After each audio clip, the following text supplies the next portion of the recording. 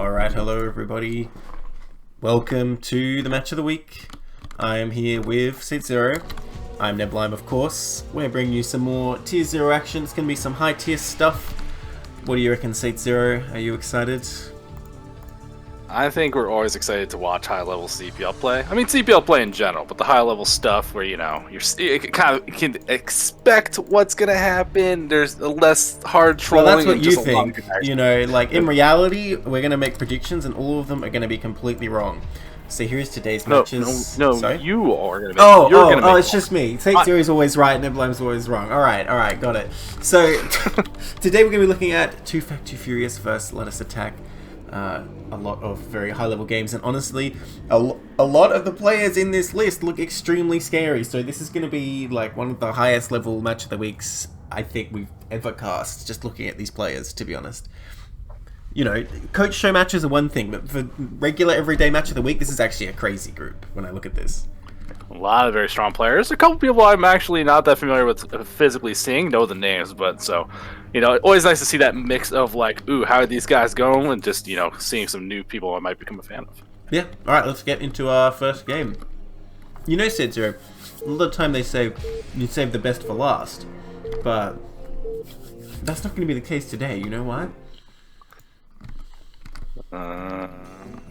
We're starting here with MyfleetingDream. No, sorry. Dolife in the top right. In the pale green.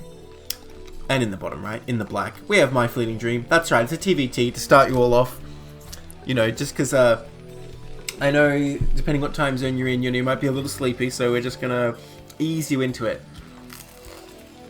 Now see, by that logic, wouldn't you want to start with like action-packed? Like, let's wake you up. Like, it's like the coffee in the morning to get you going. This is like the hitting your snooze alarm in the morning. Well, see, that's the difference in our personalities, right? I'm the kind of person who has like 10 alarms that I just snooze every one. You're the kind of person who's I do this attached to their body. You want to get up, you're just like, okay, let's go.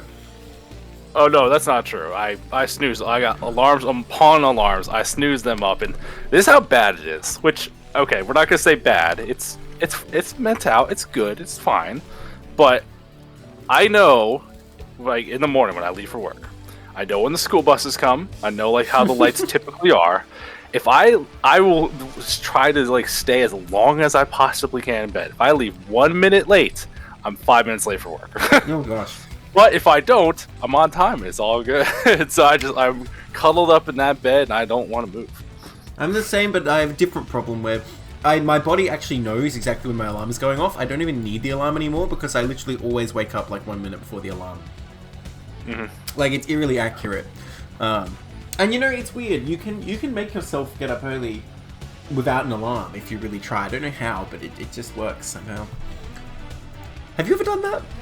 Look, man, we could talk about this game, but it's TVT. That both of them are expanding, so let's just keep going. I mean, realistically, the fact that they put both to gas, that would be the only thing. You know, maybe someone do it CC first, something crazy, but yeah, we got a little bit of time.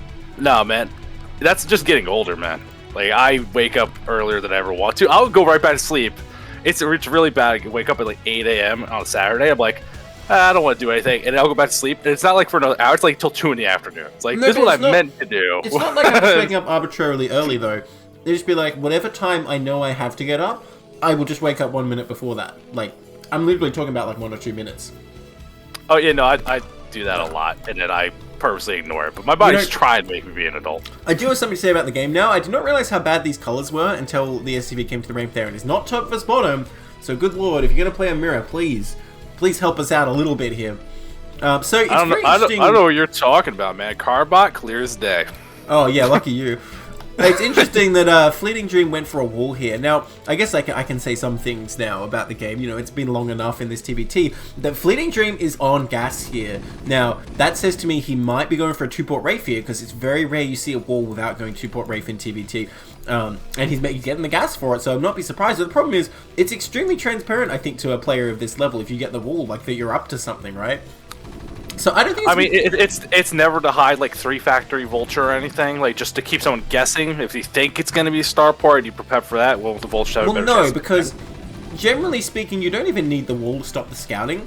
You can just like chase it with a marine, like what's happening in a MyfleetingDream space, sorry, Dolife space, or whatever, and you know, you don't need the wall to defend, except when you're going 2-port Raven. Look at this. The SCV here, does it see the factory? He sees that the factory is doing nothing. The starports are on the way. You don't need to see anything else here. Again, a player of Dolife's level, I am pretty sure he's going to know exactly what's up when he sees this. So this is looking terrible for Fleeting Dream out the gate here. Marine comes back. He literally has one Marine to defend right now. Okay, he's finally making a Vulture. Interesting that Dolife goes straight for the machine shop in this scenario. I like just sending the Vulture, but we do have Vulture of Fleeting Dream. So, wow, he's actually going to come out. That's extremely brave. Oh, or is he? No, decides it's not a good idea. Or does he? This Vulture's having some trouble right now. I mean, do you like the reaction we're seeing from Dolife, this fast command center, or is that just part of the plan, not an adaptation? Dude, oh no, I don't like the reaction. I was going to say, he can do whatever he wants as long as he gets an eBay, but he is not getting an eBay. I don't know if he thinks this is somehow 2-fac or something like that, because what I'm seeing here looks a lot like he's preparing for 2-fac. Yes, you get the armory anyway with 2-fac, and the armory's good against Wraiths, because, you know, you can get Goliath. So the problem is that Dolife doesn't have any detection if Fleeting Dream gets Cloak real fast. Now, they didn't see a control tower run away, so Cloak's not going to be super fast here.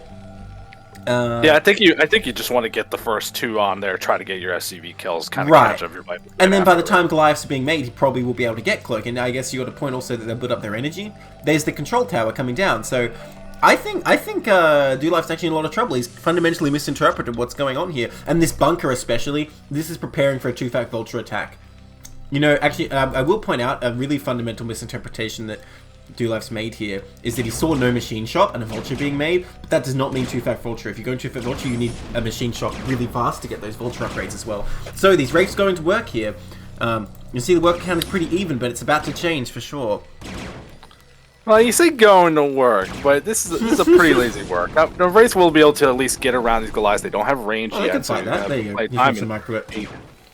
Yeah, you see that Cloak is going to start being on the way. Just got to be careful. Don't want to lose any of these preemptively. Definitely. You see, we're seeing CC on the way. No more Wraiths being made. So it's just going to be these 2 just to harass and maybe bait out an overreaction.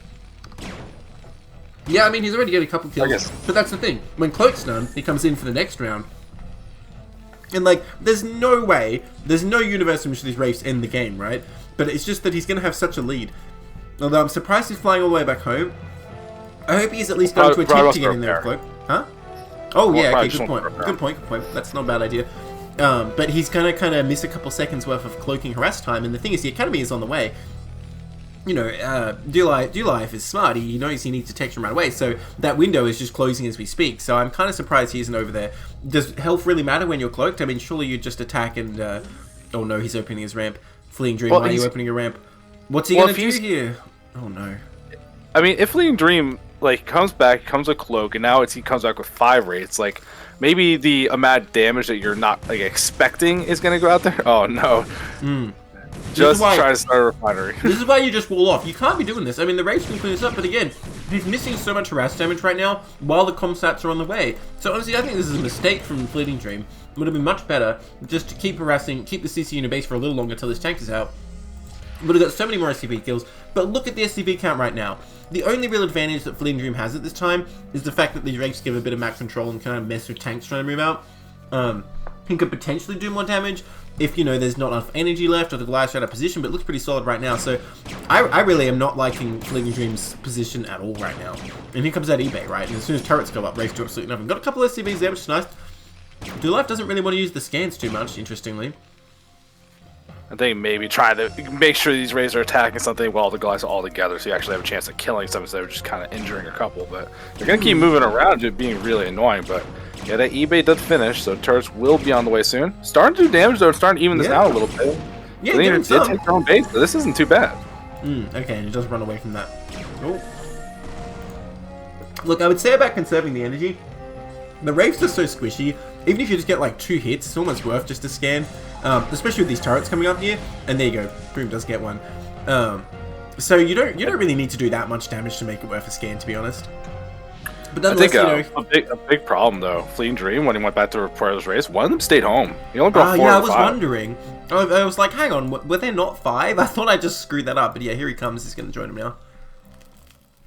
This is a pretty good push from Dolife though. There's not that much actual muscle here for Fleeting Dream. Like the race, sure, but a couple Goliaths, you're gonna have some scans available. Like this might be able to do enough damage. It's pretty scary. Ooh, don't want to lose those raids. This is getting a lot scarier because there's no mines yet either. Like, how are you going to stop these tanks? Yeah, one tank doesn't actually do that much. A lot of time in TVT, siege mode isn't actually the most important in the early game. Because there's one tank, you just run over it. Honestly, you don't even care if it's siege. Now look, 2 more tanks coming up. And these Wraiths doing a good job picking at the tanks. That tank was on move command rallying though. And of course, 1 Goliath is more than enough to deal with these Wraiths. Like if he has a scan, there you go, he does have a scan, yeah. So there's Wraiths just going to die quickly, and now Dolife in a dominating position here.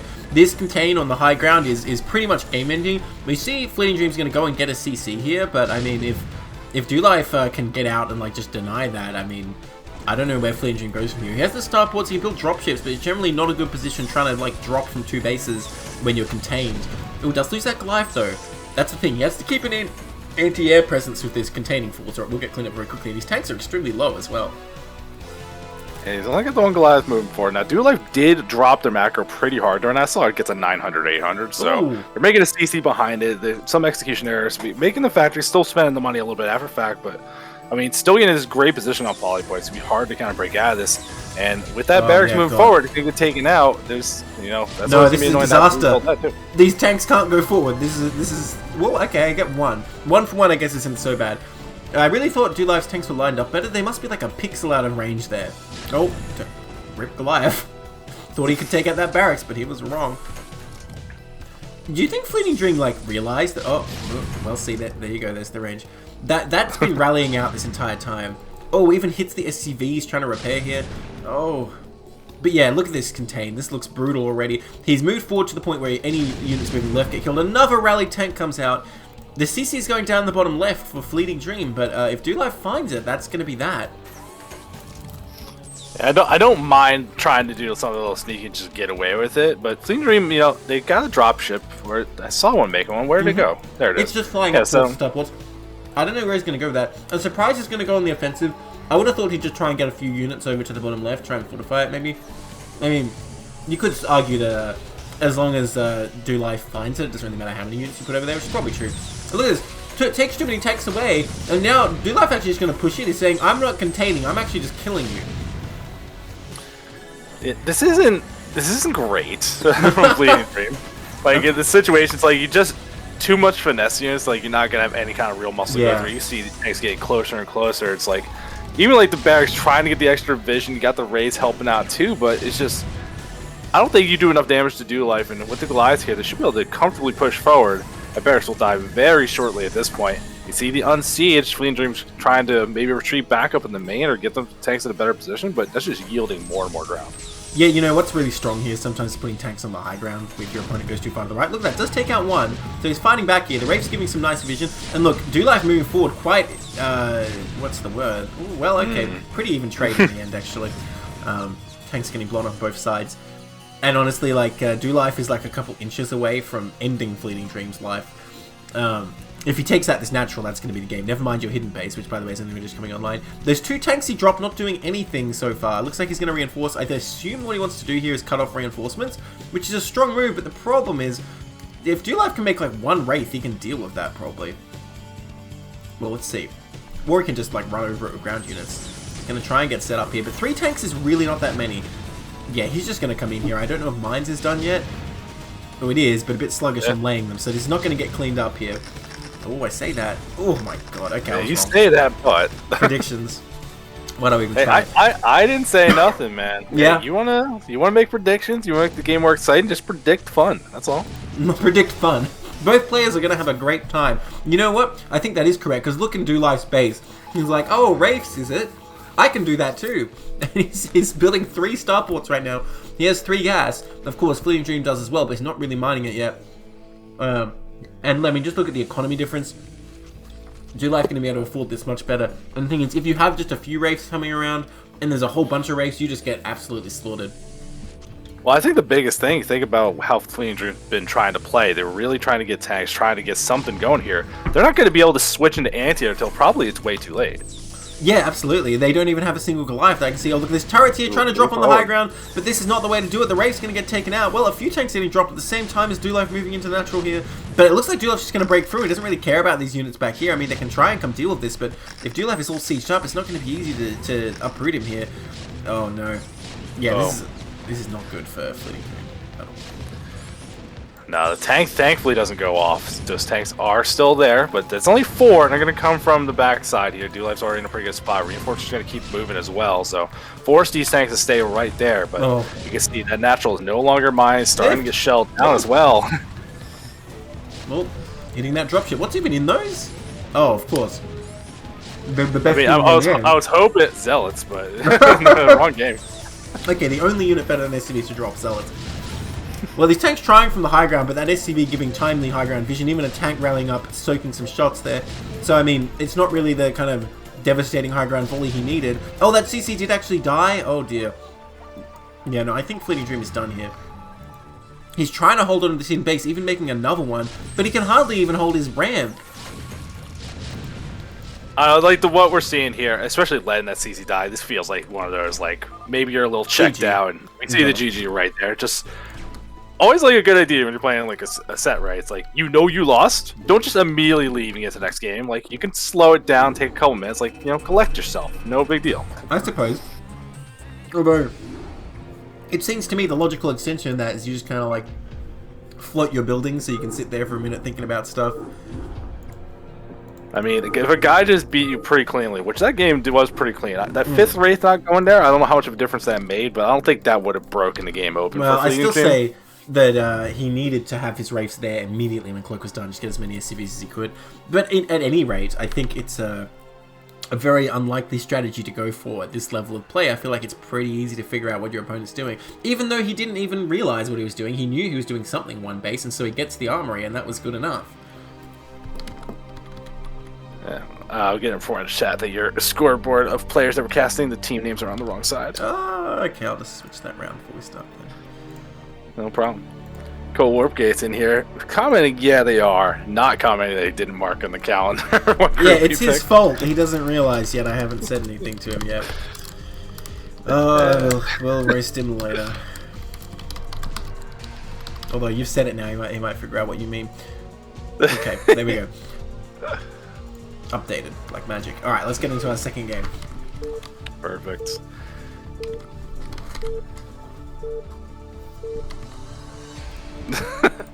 What are you laughing at? He's going like, what did I do? Yeah. Alright, in the top right, in the pale green, we have Dolife. And the bottom left, in the navy blue, we have Fleeting Dream. Dolife currently up 1 game in this best of 3. Here we are on Butter. You know, a wise man once said to me, there's only 2 types of map for TVT. There's Vulture Hell and Dropship Heaven. I think this is Dropship Heaven. Who said this to you? Probably Ninju, but I don't actually remember. some Terran player. No, that just sounds like some crap that's like, because you're practicing your jokes, you're getting your rhymes ready, and then you're just like, you know what? I just had a great thought. You say it to yourself in the mirror, you'd be like, I'm so fucking Even smart. you think I'll be out here being like a wise man said, and then you know. Hey, and when you don't give credit, it could be like a wise man. Me, yeah, that's right. I said it. A wise man once said, "Deep to the right turns to light." Just so you know, I guess I'm calling myself a wise man now. My new discovery. When it comes to SimCity, the wisest, absolutely. I don't know about that. Probably the angriest though. Aren't wise people generally pretty chill? I don't know. It depends on how you handle the responsibility. The weight of the knowledge can wear on the people. The weight of the SimCity knowledge is just too much to bear sometimes. Alright, so we're seeing Fleeting Dream go for a wall again. He's expecting to see the Wraith play. Maybe he just thought, yeah. Oh, the execution was a little off. I could do better this time. I was wondering about this. Unless he just really likes walls. Oh, okay, you know what? He looks like he's going to go for a command center, actually. Oh, no. God damn it. Why did he get to 200 minerals, man? This is tier 0. This is tier 0. Why you gotta be delaying your barracks so much? I don't get it. Because he wanted to make you sound silly. Like, he knew you'd see it so quick. Yeah. Like, it's like, well, okay. And you still have, like, it's been seasoned. You still haven't learned a lesson. Just think of it, wait 5 seconds. Yeah, so is right that it literally doesn't matter if your barracks is, like, 10 seconds late unless you're under, like, 8 racks or something. It's true. But I'm still, like... Okay, 10 seconds may be a bit much because of factory delay, but you know my point. Getting the Marines super fast is not important. That's true, but I'm still just like, why would you delay it at all? Oh, man. Okay, well, the predictions have started off strong for me today. We'll see how I go. Yeah, about this wall. Yeah, is he just going to go 2-bot-Rev again? Because otherwise, a wall is generally not that favored in TVT. Oh, here he comes. Just because, you know, you're making it harder to get your units out as the game goes on. You're kind of hurting your economy for nothing, because the only scenario in which it's helpful is if you're on one base, but when you're on one base and you don't have more units than your opponent anyway, it's when you're going 2-bot-Rev. Because if you're on 2-fac, obviously you're the aggressor. So, yeah, I'm not so sure about this. He is still mining gas. Looks like he's going to do something. Well, I mean... What do you think about this SCV that's been went a very weird scouting path that hasn't shown up Dolife space? You can proxy the starport or a factory thing, as you could send 2 and make both starports, but now I don't even know... Is going to make a second factory up here, and you kind of... What you do is you go 2-fac vault, but you pretend, oh no, I don't have many vaults, and then you just suddenly have all of them. Yeah, look at that, he builds the second factory, so not going to be race this time. But again, I feel like Dolife's going to have a pretty easy time working this out, because he's just going to be able to see that no CC is going to go down out here. If he knows what's going on, he can get a tank right away.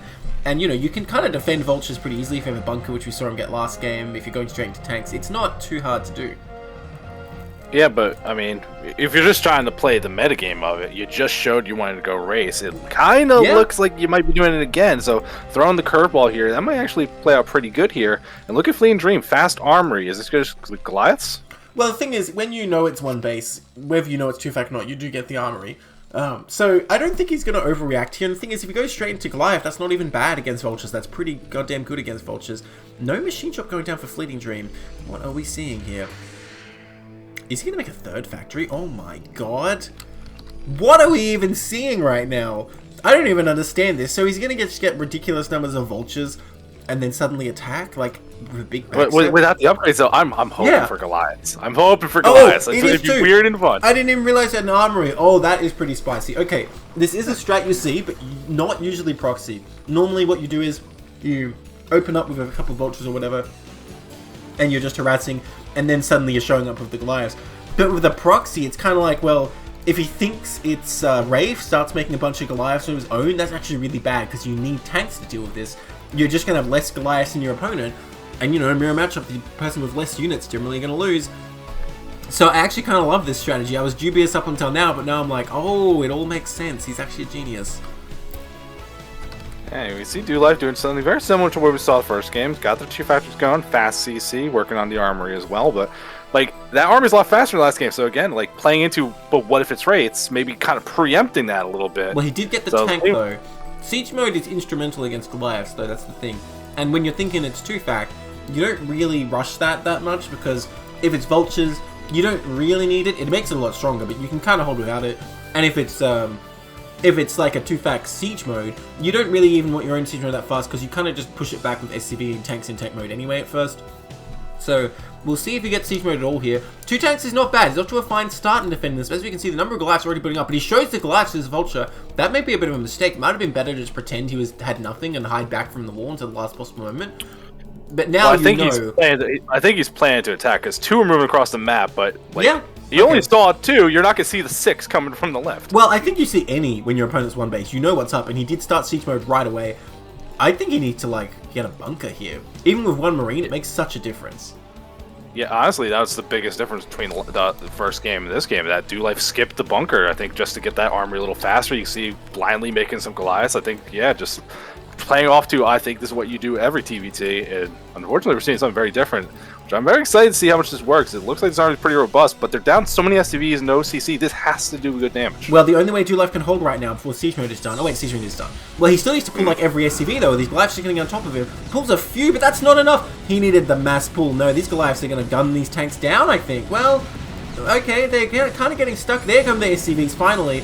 Is it in time? That tank going to get destroyed? And the thing is, FleetingDream is rallying so many more Goliaths than Dolife can produce. Looks like the hot defense is barely going to hold for this round. Oh, these Goliaths getting so low. But again, yeah, they barely push back FleetingDream. But the more Goliaths are rallying in already. And the problem is, one tank is strong, but if it has nothing between you and the Goliaths, you can just run on top of it. And he is going to get in engagement range here. A tank trying to be repaired. 2 SCVs not enough to do that by any means. And it looks like that tank will die. Only 3 Goliaths left here, though. Oh, nice micro trying to pull back the injured ones. But tanks have a lot of range, unfortunately. Still trying to repair here. But again, the Goliaths just stream in so rapidly. Yeah, a big part of this, like, you think about how close this is, really trying to keep that tank alive is so important as more get made behind this, but that barracks up the front took 150 damage from that initial attack. That could be, like, the decider that the micro wasn't really done carefully here from Fleeting Dream. Well, I mean, in a way, that's the kind of thing he needed, but it's not enough. Like, we can see his Goliaths getting in here, and the thing is, they're going to continually rally. Once he's on top of the factories, it's absolutely over. If he can't push him back right away, like, because anything that pops out will just get gunned down real quickly, because Goliaths are good at doing that. Trying to repair that tank, looks like he's going to get it. Maybe he can hold here, but the Natural's still getting harassed. SCV's getting gunned down left and right. Well, let's see. Yeah, but look at Fleeting Dream. No transition. Still hasn't made a CC. Hasn't made workers. He's still intent on ending his game. While he's doing great damage, like I would like to see that next step in case he can kill the natural, but maybe not kill the main. Well, the thing is, he has no machine shops. He has no upgrades of any kind. I'm amazed Dolife not trying siege mode at all here. I would have thought with this choke you could siege mode and then block, which may be a bit of a mistake here because he's letting Fleeting Dream take a decent engagement. Although he is picking them off with the tank range pretty well. Maybe you don't even need siege mode. Tank mode pretty good with that kiting. So he's gonna clean this up for now. Yeah, what happened to the macro for Fleeting Dream? Seemed like the Goliaths kind of stopped coming in. Both players banking a lot during this intense battle. And now he's reclaimed the natural. Maybe this game can go on for Dolife after all. Needs to be careful with that tank though. He has to put units between the tank and the Goliath. You can't let that get picked off. Well, Fleeting Dream kind of just moving a couple Goliaths in for free anyhow. So actually it's working out pretty good for Dolife. And you know what, he might have done it. Needs to repair that tank though, oh my god. That 150 damage on the barracks from that first attack, that could have been like 2-3 more Goliaths alive as he cleared up all the tanks. That wasted so much time, and you can see how close that defense was. That really could have been a game-losing mistake. The thing is, I feel like Dolife could have held even easier if you just pulled his SCVs right away and blocked. You got to treat this kind of like almost like a Hydra bust in PvZ where your tanks are the cannons. If you just keep the Hydras out of range by putting anything between them and the tanks, they'll do the damage. Or the Hydras, the Goliaths, they'll do the damage and they will keep you alive. So I don't know. I feel like it was even a bit sloppy from Dolife that did as much damage as it did. Now Fleeting Dream going to try and come back in, building a CC, going to start a third one as well. It looks like he can hold them in for a little while with Goliaths, but once the tank count starts climbing, he's not going to be able to do that. And I have to say, it's weird that Dolife keeps making so many Goliaths of his own. I really would rather if you put as much money as you could into tanks, because I mean they're just more efficient against Goliaths, especially with 2 gas. He can afford that for sure.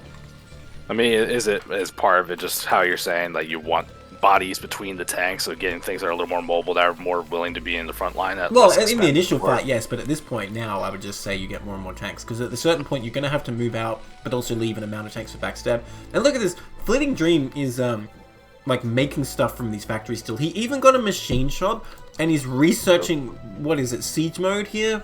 Oh my god. There's so many tanks here, and like enough Goliaths. Like, this is not an overwhelming force Fleeting Dream. The tanks aren't sieged though, but Dolife just has so much muscle behind this. Even unsieged tanks, the DPS is so high here, it keeps most of these Goliaths alive, and Fleeting Dream just lost their entire map presence, and look at that supply difference now because of it. Yeah, and there's nothing between him and Fleeting Dream's base, and there's no machine shop here, so like a Goliath's gonna pop out. Good luck with that. I don't think Fleeting Dream can actually like stay alive here. He can try and counterattack, and this Vulture's doing what it can, but like there's a couple tanks pop out, and that's that really. Like GG, Fleeting Dream realizes it. That is a pretty smooth 2-0 for Dolife. Nicely done. Yeah, well done for Dolife, especially the defense in that second game, but I would say both games, definitely the second one more than the first though. For Fleeting Dream to do these kind of aggressive early plays, the control and the next step didn't feel fully fleshed out. I don't know if like maybe some match he just doesn't practice as much as the others. Well, yeah, also, a little disappointed to see how he actually executed his plan. Maybe it's a bit harsh to say, but maybe Fleeting Dream one of those players who doesn't really like TVT, so they just do stuff like that. I know that's kind of what it feels like, you know. This is very possible, I think. Oh no, I'm getting cannot host lobby. Sweet. And by the way, we are deviating from the published order there. We're not going into the TVT again just yet. We're gonna have a little break between the TVTs. Yeah, so what you see on the screen is a lie. We're doing a Sostoss vs. So before we're doing Kiko vs. Pandora, just so you know. Alright. See, not only is Blizzard, like, you know, unable to host, try again, it also gives me all these warnings about, like, you know, proxy server this time, which, you know, I think is ridiculous because it was working fine 5 minutes ago. Alright. In the top right, in the red, we have Sostoss. And in the top left, in the orange, we have So. A TVP coming at you. Of course, Sostoss here for Let Us Attack. And so here for 2 Fact 2 Furious. You know, well, for a team called 2 Fact 2 Furious, we only saw 3 Fac or 2 Port, but there's still time. There's still time, so you can redeem. Well, maybe you gotta think of the thing as a sentence, like 2 Fac question mark. Nah, I'm too furious for that. Gotta do other things. Well, you know, I've been giving 4 pool lifeguards grief about that as well, so yeah, who knows? Who knows? I mean, that was last season too. Cheese police cheesed more than everybody. You know, that makes me think, if cheese is a type of strategy, right, it's a type of food, what is lettuce? That's like the healthy diet option that, you know, you're probably not really that excited about. So, is that standard play or what? That's just your coach is saying, just learn siege expand, man. Like, not even like an FD, nothing with action, just siege expand, bro. It's fine. You're gonna, like, 20 minutes from now, you're gonna appreciate these 3 bases. It's just hard work and dedication to get there. Maybe. Alright, well, not going for a Nexus first here, which has been oh so popular lately. So I was just gonna come out with a probe and find out what's going on. Here on Polypoid, of course, we wouldn't expect anything too crazy. Having seen the 2-port Wraith, I guess, but that's not honestly that crazy. That's just like the go-to, like, I want to try and end this TVT real fast. And, you know, it's not even that fast. It's like, well, if it goes perfectly, you kill a lot of SCVs, and then you're in a good position. It's not like the game's even over. Okay, so you're going to get the first scout here, which is nice. Again, I think if I were me, I'd be thinking, like, well, everyone's doing Nexus first these days. I want to know it's not Nexus first right away on this 4-player map here. I mean, if that was your concern, wouldn't you cross-scout first? No, what you do is you scout both close positions first. So you scout here, and then you go to the bottom left, but of course you're not going to do that having found the Protoss. Yeah, but if it was cross and they did go Nexus, it's like maximum value, you know, as late as possible. But if it's not cross and they make Nexus, you can actually do something about it. Okay, that's fair enough. So you wanna find it in close position first. If you find it cross, it's like, well, okay, you know, but there's still nothing you can do. I always think it's so interesting on the matchups, like when you want to do some of your scouting patterns. Well, look at this gasless expand coming out, but with no SimCity at the low ground, these zealots can be well worth it, I think, that's coming out from Sostoss. Even though he didn't scout, fortunately, he was just going for zealots this game, so I think that's going to be a good move, because I don't really see how you're going to hold this low ground without having built a bunker or something. Zealots get distracted by the scout, though. No. Dude, you're supposed to give your life for Aya, not chase the SCV in, like, the back shed, come on. I'm disappointed. And look, this probe sees what's going on, but it's probably too late. He's wasted enough time chasing this SCV. He's still chasing that SCV. He's never going to catch it. Man, I'm disappointed in this Zealot. I was hyping him up. He was going to do work. But now look at him. Again, you predicted something. It didn't happen. Don't predict what you think, like that kind of stuff. Predicts, like, you know what? Don't take the safe option. Because you predict it's like, oh no, we're getting rough and rowdy. We're going crazy in this game. It's like, you gotta use your power for good, not evil. So will not make Ghost. So I'm not saying you can't hold. I'm just saying it would be pretty efficient, I think, for the Protoss. I think it would be, like, good damage from the Zealot, theoretically. It's a lot harder to deal with than if you were not going CC down the low ground. Anyway. And there's always the opportunity just to make your opponent make a mistake, a little extra mental tax. Like, sure. Whether it does damage or not, you could easily just be worth the attempt just to see what ends up happening here. Oh, Poke forward, once we confirm. Doing the wide Protoss walk, but is he wide enough? Maybe he is. Maybe he's a bit too wide. He's actually going to get slaughtered here. He's actually going to lose both these units. Not the play there from Sostoss. There were 4 Marines in that bunker. So is not cutting any corners here. He absolutely just smashed that. I think he lost like 1 SCV. I don't like that. I don't like that at all. I well, think, the thing like, is, losing those first 2 units, that SCV scout was in your base for so long. They saw you on 1 gateway. You gave up any semblance of doing pressure for the next couple minutes. The thing is, a lot of the time Terran's like, I can just get away with 2 Marines, right? And then when that happens, you're like, oh no, what do I do? But he had 4 Marines. The SCVs were ready. Like, it was just, yeah, it did not work out. And now what does he even have? He literally has like 1 goon on the map right now. Not that you can counterattack with 4 Marines anyway, but still, this is looking disastrous for Sostoss right now. Look, if they could stop the scout, this SCV is going to roll up in here and be like, oh, you still have 1 gate. Oh, how much worse can it get? Gonna see the Robo and 1 gate? I mean, that's all he really needs to know. I assume he's going to figure out from this that there's 3rd base. And like having killed those units, you just gear up for a push here. He's getting an eBay. I wonder if we're going to see more factories added after that. Because certainly if you're going for like a 4-fac or something, it makes sense to get those turrets right away. Second shop coming up right away as well. So we'll see. I want to see a tank. There's a tank. Second gas. I want to see 2 base, just no upgrades, go for a push. You like you kill those first 2 units, you see your opponent's not even attempting to do anything aggressive. Yeah, and here it comes. Here's something great. Third factory and the 4th one will be coming down just when he has the gas. Alright, but meanwhile, Protoss has his plans. He has a way. You know, I feel like we're in some dramatic mood where it's like, but how can we stop the 4-fac coming? Our forces are already defeated. And he's like, there is a way. The ancient techniques. The Reaver. Can he pull it off? I will be curious if they actually commit to going to the Reaver and just really delay getting the observers here, which I think that's what they should be doing. Try to put a little bit of pressure on, because if your opponent was, you know, skipping, getting turrets, maybe they're in a bad position, you can do a little bit of damage here.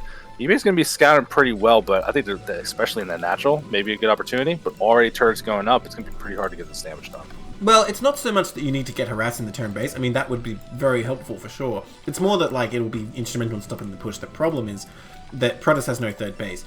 This really shows how problematic this is for Protoss, having that Rax FE gone down, like, without any real damage and, like, losing those units, is that he wasn't able to take his third, and just to survive here, he has to be going with this Reaver. If he took the third, I would say he's, like, probably doomed, but, I mean, with this Reaver, he can maybe survive. It's not a given, so Protoss really in a desperate position here. Vulture's coming up, but they are not going to get anything done here. I thought there was a cannon being built for a second, but no, it's a pylon. Interesting he's getting forged so fast on 2 base. Yeah, I'm not really sure why we're doing that here, because that's a lot of expenditure. I guess, you know, it does block out the wall. You'll need to get it eventually anyway if you're really under threat, having it ready so you can make the cannon, so you don't have to, like, wait and try to adapt to it. I guess all that makes sense. Observer's going to move forward, see if there's a path for this Reaver, but turrets are already kind of in place. Observer, that's what there is. Goodbye. Like, he doesn't see anything. He sees 3 tanks out, which doesn't mean anything at this point. So that's been unfortunate. All he really saw, there was no drop coming on the drop path at that exact moment. That's all that Observer really figured out. Now, the Reaver is ready. He knows there's turrets up at least, I suppose, so he's not going to run his shuttle into them, but I'm sure he's hoping for more from that Observer. About the Forge, by the way, I'm just thinking, since he doesn't have a third base, maybe he's just getting it now so that, like, you know, he's not waiting to build it over there. Oh my god, this mine. Oh my god, are you kidding me? Oh, he flies right over it! Oh my god, could anything else go wrong for Protoss this game? I mean, we'll see when this Reaver actually gets dropped. I think a lot of things go wrong. He's flying, like, the longest possible path to the Terran base, by the way, and he still ran right over mine. In fact, this Vulture seeing it might be kind of bad for Terran, because if he saw it with the mine, he doesn't want Protoss to know that. Okay, no, the Vulture's not going to see it. I assume he noticed it. Maybe he did not. What's this SCV doing? I mean, I don't know. We don't see any additional turrets or anything, or any tanks in the main, so maybe he didn't even notice it. Well, that's fortunate for Protoss if so, but I mean, the defenses look pretty good. The best he could do is, like, suicide in over this turret, I think, and I don't think the Reaver would ever leave the base. Not that it won't be worth it necessarily, but I don't know, with this big push coming, I don't think losing the Reaver is really an option, no matter how many SCVs you kill. Yeah, I mean, realistically, I'm just thinking, you see that shuttle appear over with that eBay, do you just immediately move out and just be like, well, that means you don't have shit at home, and just kill him? Yeah, I mean, actually, that's probably true. Like, even if it's like, well, I don't know anything to defend my SCVs, you're like, oh, but you have nothing. Look, honestly, most of the time when I play, it's like, well, if the Reaver dies, then I start making those considerations, because until it dies, I'm just like, oh my god, save the SCVs. And look at this, like, Sostoss, like, they can't get their third base. They're still, like, trying to figure all stuff out. They're finally to clear out one of these mines, but they're trying to go up to Arbiter, so, you know, if they go, like, unmessed with for a significant amount of time, maybe they'll be in a good spot. Zealots being +1 are going to finish up pretty soon, and Sostoss moving forward a little bit here. We hear some scans going down. What is he looking for? Just in the main, trying to get an idea of what's going on. Doesn't see that many gateways. Does see the Stargate and a Templar, so I think you know it's going to be Arbiters, no carriers or any kind of shenanigans. A couple DTs getting mixed in. I kind of actually love that. That might be able to do some pretty big damage. Very helpful to stop the push when these scans are so late. He's not going to have very much energy here. Now, I mean, I think Terran not really looking to push since Protoss is still on 2 bases. because he was able to confirm his Vulture's no third base is up yet. And to be honest, I don't even really like that Sostoss going for a third base here. Yes, he's in a terrible situation economically, being on equal bases with the Terran, but honestly, I think his best chance would just be powering here on 2-base Arbiter and then like doing big expands. Okay, look at this. Bunch of tanks coming up here without any support. I don't know if they want this fight or not. There's the Vultures. There's kind of a lot of tanks there, but at the same time, they're not going to be having a good engage at all. There's a bunch of rallied units back in the back. The Reaver drops. This could be huge. Oh, gets a tank, but not too many. This Protoss army getting in here. The DT, unfortunately, running into turret range. It probably would have been off scot-free otherwise. And, you know, a lot of these tanks getting taken out. Protoss going to lose pretty much their entire army here, but, I mean, I don't think it was a bad trade by any means. Ooh, this Reaver's still doing damage. Buys a lot of time resetting the army here. That Reaver didn't need to die, man. He just let that Reaver die. He just put it down and he's like, I'm not picking that up. So I'm kind of sad about that, but he killed a lot of tanks there. So that bought a lot of time for the Protoss, I think. Yeah, but you can still see, even after that, Terran's still up on units. Like, they're still up on workers here. That third Nexus hasn't even been started yet. Finally going to be able to clear the vision after his camp. It's going to take so long. That DT just sniped. Wait, who even killed that mine? I don't even understand what just happened. Oh, he's still trying to come across here. I mean, I don't know. There's going to be enough mines here. I don't think Terran can be busted here. But yeah, I think Protoss needed that trade, though. Even though Terran still definitely has the superior economy, that took out so many tanks, it's going to keep Protoss alive here. And now he's going to be able to take this third as well. Vulture's trying to come across to delay it, but they are too late. In fact, he's been sacrificing a few Vultures running around the map here. Oh, this could be huge if they get in, though. Looks like he's not going to try. There's a cannon there. Okay, he's going to go for it. Uh-oh. Right in the main. Oh, no. So many Vultures. Time to start laying mines and seeing what's going on. They have any mines left? You get... I think they're all out of mines, unfortunately. So the best they can do is kill a couple probes, which, you know, is something, I guess. Not really worth, I've got to say. That was like 7 Vultures, I want to say. I mean, still ups notably on supply, resetting more of that economy. The SOS, like, really been knocked down on not having a third base for this long. It's like, the Nexus is halfway done. We're almost at 12 minutes. Like, this feels terrible for us. Yeah, for sure. But look, that's the thing. The Arbiter will come out, and that gives Protoss the strength to try and expand here. If he can hold off the Terran attack with stasis, or if the Terran feels compelled to just sit back and expand himself, the game will go on. So I really don't dislike how Protoss is trying to come back here. Now, if he gets overly aggressive, it's going to be an issue, and that's the pattern so far. He doesn't want to attack into here. I guess he's just occupying this location. Oh, oh no. Mine's doing Why damage. did you say that?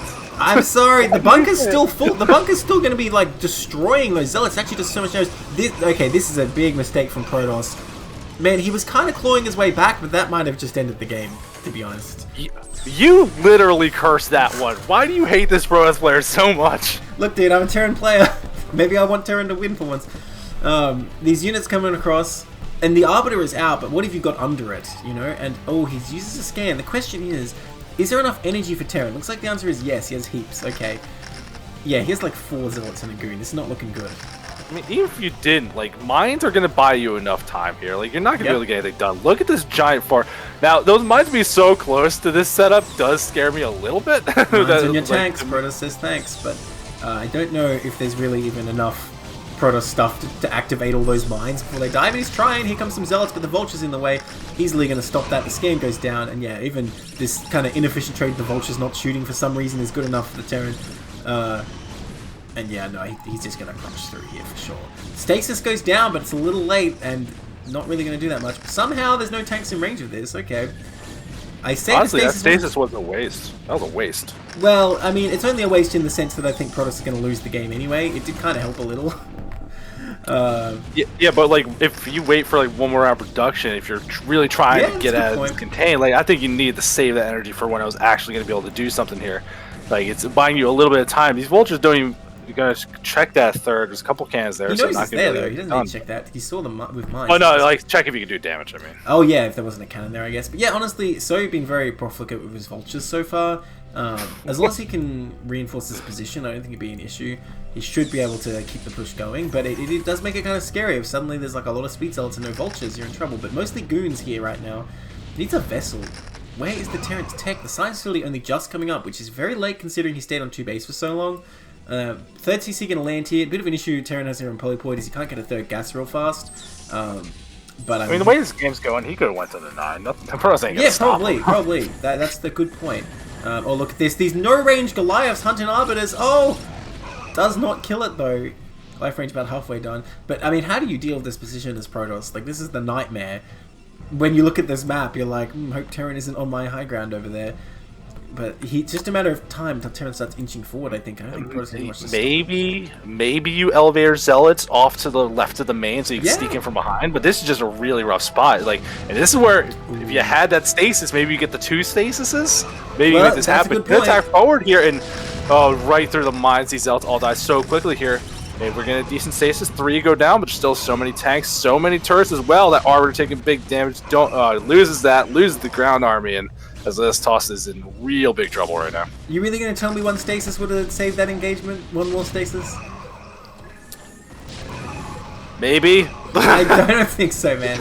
I don't think so. I think barring some like crazy recall, Terran's got this. Although I'm wondering, is he going to start pushing forward now? Like, look at this one Zealot intimidating the entire Terran army back. What a hero.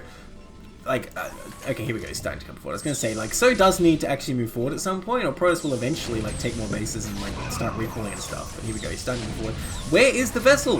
Still no detection here other than scans. Because he's trying to desperately with turrets. The vessel is at home. That's where it is. My question has been answered. Bring it. He needs it. I mean, Ian Bichak was about to finish as well, so maybe just waiting for that, make sure that Arbiters can't ruin your day, make the damage even easier as you knock off the shields. Whatever they want to be going for here. And so it's like, I like what they're at least attempting. Like, it's a lot of gateways, trying to stay in some reasonable tech, but he keeps getting baited into these fights when he just doesn't have enough stuff yet. These Zealots keep getting washed out, so the goons can't do anything either. Look how many mines are being laid forward. These goons aren't even going to get past his wall anymore at this point, and these tanks, who even needs they're going to control it. Vultures alone trying to end this game. Look, the thing is, I feel like the best option for Sostoss, obviously with like full hindsight and map vision, would be you just give up the natural, you hide in your main and start recalling out, because you have like this base you can sneak probes out from and just start making bases with cannons around the place while you're trying to recall everywhere. I think would have been the best way to try and stay in this game. But of course, you know, he didn't really know how big the Terran army was or anything like that, so, you know, we're saying that with Caster's blessing here. I love the spread of tanks on So, by the way. He is very aware of stasis, so he's just so spread out that no stasis can do anything to him. Like, oh my god, even if Protoss had like a big army, this is a very tough position to bust. And the goons are getting picked off one by one. I think too late now, obviously, but yeah, GG, well done by So for sure. I wonder if earlier that game, if Sostoss got Storm and a couple Templar, that might have been the muscle to help break through that before it got way too out of control. Yeah, possibly, but it's risky to me. It's bad either way. Like, that spot was bad no matter how you play. Well, like I was saying, what didn't go wrong for Protoss that game, honestly? Like, Terran got away with this gasless, the Zealot didn't even put any pressure, he lost his units running in, he had a decent like kind of fight with the Reaver, but he just kind of let the Reaver die for no reason, and then a terrible attack after that just cost him his entire army. Yeah, a lot definitely went wrong, and honestly, that just the beginning of that game feels bad. Like playing against Gas look expand, it's like, oh no. DoodleDoodle saying his name is in 4K, the rest are in 480p. I don't know, maybe you're just high quality. In the top right, in the yellow, we have So. In the bottom right, in the red, we have Sostoss. Currently So up 1 game in this best of 3. Here on Butter. So, what is Protoss meant to do on Butter? Saetzero, Protoss player, tell me. I don't know, man. This map's still so weird. I think there's no ramps. You have the opportunity to be aggressive early. There's a lot of space in the main. You could, Arbiters drops. You got lots of things that can do some damage. Okay. I just don't want to. The way that game went, the first one, I don't want to see Sostoss do like that safe. Let me get my 3 bases and observers. Well, that's the thing. I want to see him mix it up a little bit. It was safe for his probes, but not for his army. If you get what I mean. Like he had a build where he could defend everything, but instead he chose to attack everything. I wouldn't mind seeing a Zealot and actually sending it across the map. That would be fine. Although you know where your opponent is, so yeah, it really wouldn't be so bad. And even the opportunity damage. I actually wonder if it's even worth just trying to do forward gear here. Really kind of put some pressure. Yeah, I was just gonna say, since you have no ramp, is it really that costly to just put it out there anyway? If you're going to make a Zealot at all, that is. I mean, assuming you're going to make a Zealot. You might as well put it out there, right? Because it's not like you're giving up the defensive advantage of a ramp. You're just putting it a bit closer when you're not going to have a ramp anyway. I don't know. Yeah, and it does, you know, you'll have buildings there, so you don't have to build that pylon line to stop vultures later, or you kind of got some work done for you. It seems like there's a lot of benefits. I'm sure someone in chat can be like, actually, that's the worst idea ever. Got there. Ooh, let's go with the gas steal. That is the latest gas steal ever. But yeah, I saw the SCV right next to it. I'm like, oh man, so just didn't have the 100 minerals. Could have cancelled an SCV if you really cared, but I think he's happy to just get a CC here based on what we saw in the first game. We'll see what Protoss does though. That's not necessarily saying that it just be all Terran advantage all the time. Maybe Protoss can use that kind of difference in play to make something happen here. Second depot goes down here, so actually maybe not going to go for a CC right away. I mean, I guess he doesn't know what the Protoss is doing. His scout SCV got a little lost. Unless he's building a proxy barracks. Although, if he's putting a second barracks, it's getting quite late, I have to say. So, I don't know what that scout SCV is doing. Maybe it was looking for proxy, and it just kind of got a bit lazy. Okay, but Sostoss just looking around. Yeah, if that was looking for proxies, I don't know where you look. Because you would, like, put that at the... There's a buildable spot where I went to, which is a very odd spot. Yeah, but it's like we just saw proxies the last game on Butter. Like, those bases, the minerals, like, that's where you would hide the proxy, in my mind. Very out of the way. You have to deliberately go check it. I mean, that's true. That is usually where you go. It looks like Terran is saving up for a CC here, just taking his time. Sees what Protoss is doing, just one gate, nothing too fancy. So he's going to very happily expand here. The Zealot is coming out, and please, can you send it across the map this time? I'm begging you. If this Zealot chases this SCV, I don't know what I'm going to do. I'm a little surprised that it's like you do want the Marines up forward, but I'm a little surprised that even with the scout, the Marines aren't starting to work on that assimilator. They're actually going to use the SCVs instead. Yeah, I mean, SCVs do fine against that, and things you want the Marines at the front. Looks like he does not care to go across the map. In this case, the bunker would have been up in time anyway. Makes me wonder if it would have been better off going Zealot Core when you know I've got the gas steal, just to really deny Terran. Because you can see he's not building a second racks in his base, unless he's being super sneaky and proxying it. I think the Zealot would have been a good option. But anyway, the bunker is up now. There's another 4 Marines. Looks like So really likes his 4 Marine openings. So this Zealot not going to do anything for sure. I hope he does not attempt the Web Protoss walk again, because it is not going to work out. 2 gates going down before the expansion though. Looks like what he's going to do is going to put a lot of pressure with range on this bunker. And you know, I think it's going to be a strong strategy, because gas is only just starting for the Terran. It's going to be a long time till you get siege mode. Yeah, you can actually see, so respecting the options that could be, getting this pretty fast eBay wants to make sure there's detection, just in case it's DTs. Even though we see that's not going to be an option, at least not for a significant amount of time. Actually going up to 3 gateways. This guy isn't in the mood to mess around. I think we're not going to see a Nexus this game. I think we're going to see an attack, and we'll see what happens from there. Because, I mean, you can really put some big pressure on, like, those goons come and reinforce, and you have that one more than you're expecting. There's definitely an opportunity where the repair won't be there in time. Yeah, absolutely. I mean, usually it's not like 1 more. It's like you attack just with 2 for a while, and then suddenly you bring like 4 more or something. Definitely. Now look at this turret going up right away. I mean, I guess since you don't have much gas, it's not really delaying the factory, but I don't know if So was expecting TTs or something like that. I don't know if he saw there was no Nexus. He's going to scout across now. The Zealot, the first military unit to try and grace the map with its presence. These 2 units easily going to shut this down before it scouts no expansion though. So Terran still really doesn't know what he's dealing with. That's going to be a bit of an issue. There's still a lot of Marines though. 4 in the bunker plus 2 extra just maybe for the defense. So I think it's in case of DT run by, just to make sure he has enough damage to kill it before it gets in his base. But this turret, does it kind of make it harder for SCVs to get in this bunker, I think? I don't know. So not really going to help him against this mass goon play. And also, I kind of like this idea from Sostoss. He did get range, right? Yes, it's finished. So he's just being a little bit sloppy here. Poking forward. This doesn't look like an unusual amount of goons. Oh my god. Takes a lot of hull damage. That's not great for this kind of attack. Yeah, dude, this way you just like ungarrison and go kill that. He has 2 spare Marines. You might as well. See, you see this attack with range. You know that it's not going to be DTs now. You're like, oh, he's just coming hard. The factory's done, but no machine shop. Is he going to be able to hold this bunker? I mean, I don't know. This is looking pretty dicey for Terran already. He really needs that machine shop. I'm dragging the camera back and forth because I'm just like, why is it not building? It just started as soon as I moved the camera away from there. That Zealot going to be useless for those extra Marines at least, so Protoss is giving that one up for free.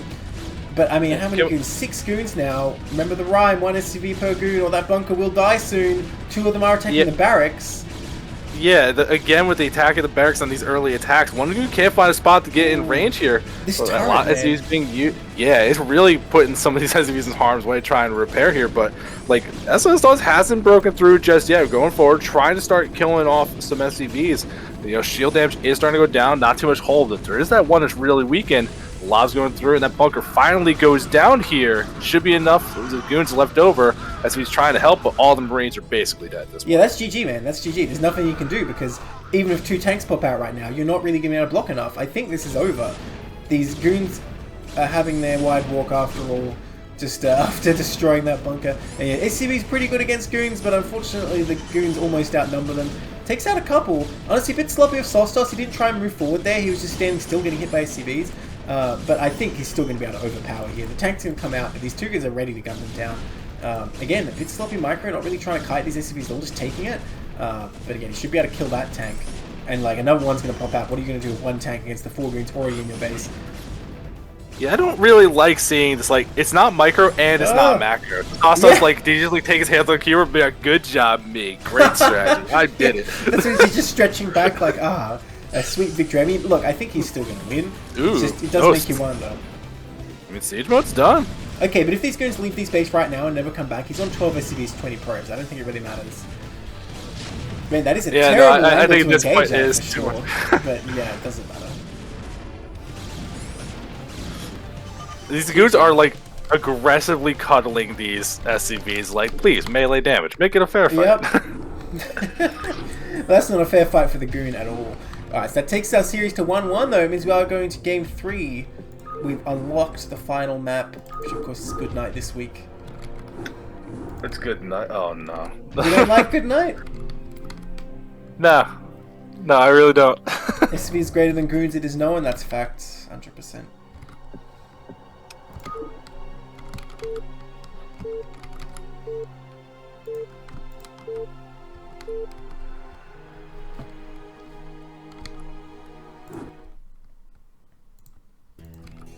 Alright, in the top left, in the yellow, we have So. In the top right, in the blue, we have Sostoss.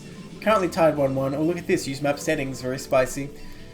Also means we can't shift tab, but that's okay. They got decent colours. So, Good Night, TVP for the series. Who will take it? I mean, I gotta say, I still favour So, even after that last game. He just misread the Protoss. It seemed like still he's playing better overall. But yeah, I'm gonna give it to So to take this one. Especially after game 1. Yeah. Yeah, I think a big part, like, that turret didn't help So's cause, but it's like, you get your gas stolen, you get that really quick eBay because you're worried about DTs. You can't get the scout in to find out if it's a Nexus or not, and it's a 2-player map where, like, SOS can plan for all this stuff to happen. You're on a 4-player map now, where after your first 2 bases, the expanding pattern is just a nightmare for a lot of the situations. So I think this game, if So has even an opener halfway as good as what we saw in Polypoid, it's going to be in a great spot in the mid game. Well, depending how this game goes, I think this map has a similar issue for Terran as Polypoid, where if the game goes long, you start taking these orthogonal bases, they're fairly susceptible to recall and hard to reinforce. So that's potentially a way that Sostoss doesn't come in here, but I will say it is easy to take base 3 and 4 for sure, compared to some other maps. Okay, we're going to send that probe out. Interesting depot position there. Okay, he's going to get the barracks there. I'm wondering if he's thinking of expanding again fast. I don't know if the depot position really has any bearing on that. I'm just intrigued. Naturally, you know, my interest is piqued by SimCity. Of course. I mean, we're back on a 4-player map, though. I really wouldn't be surprised if So just does that gasless expand again. It worked out so great in Polypoid. Like, what would make you shake your faith in it?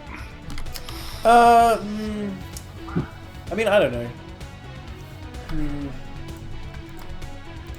I don't really have an answer for you. Maybe nothing. Ooh, like, look at So with the SimCity tips. It fixes the mining on that modern patch. Oh, okay. There you go. I didn't know you could do that. I thought you had to do it manually, huh? Is that only this map, or is that any time you have minerals in that formation? I did not know that. Is there a new king of SimCity knowledge? Man, I never claimed the crown, alright?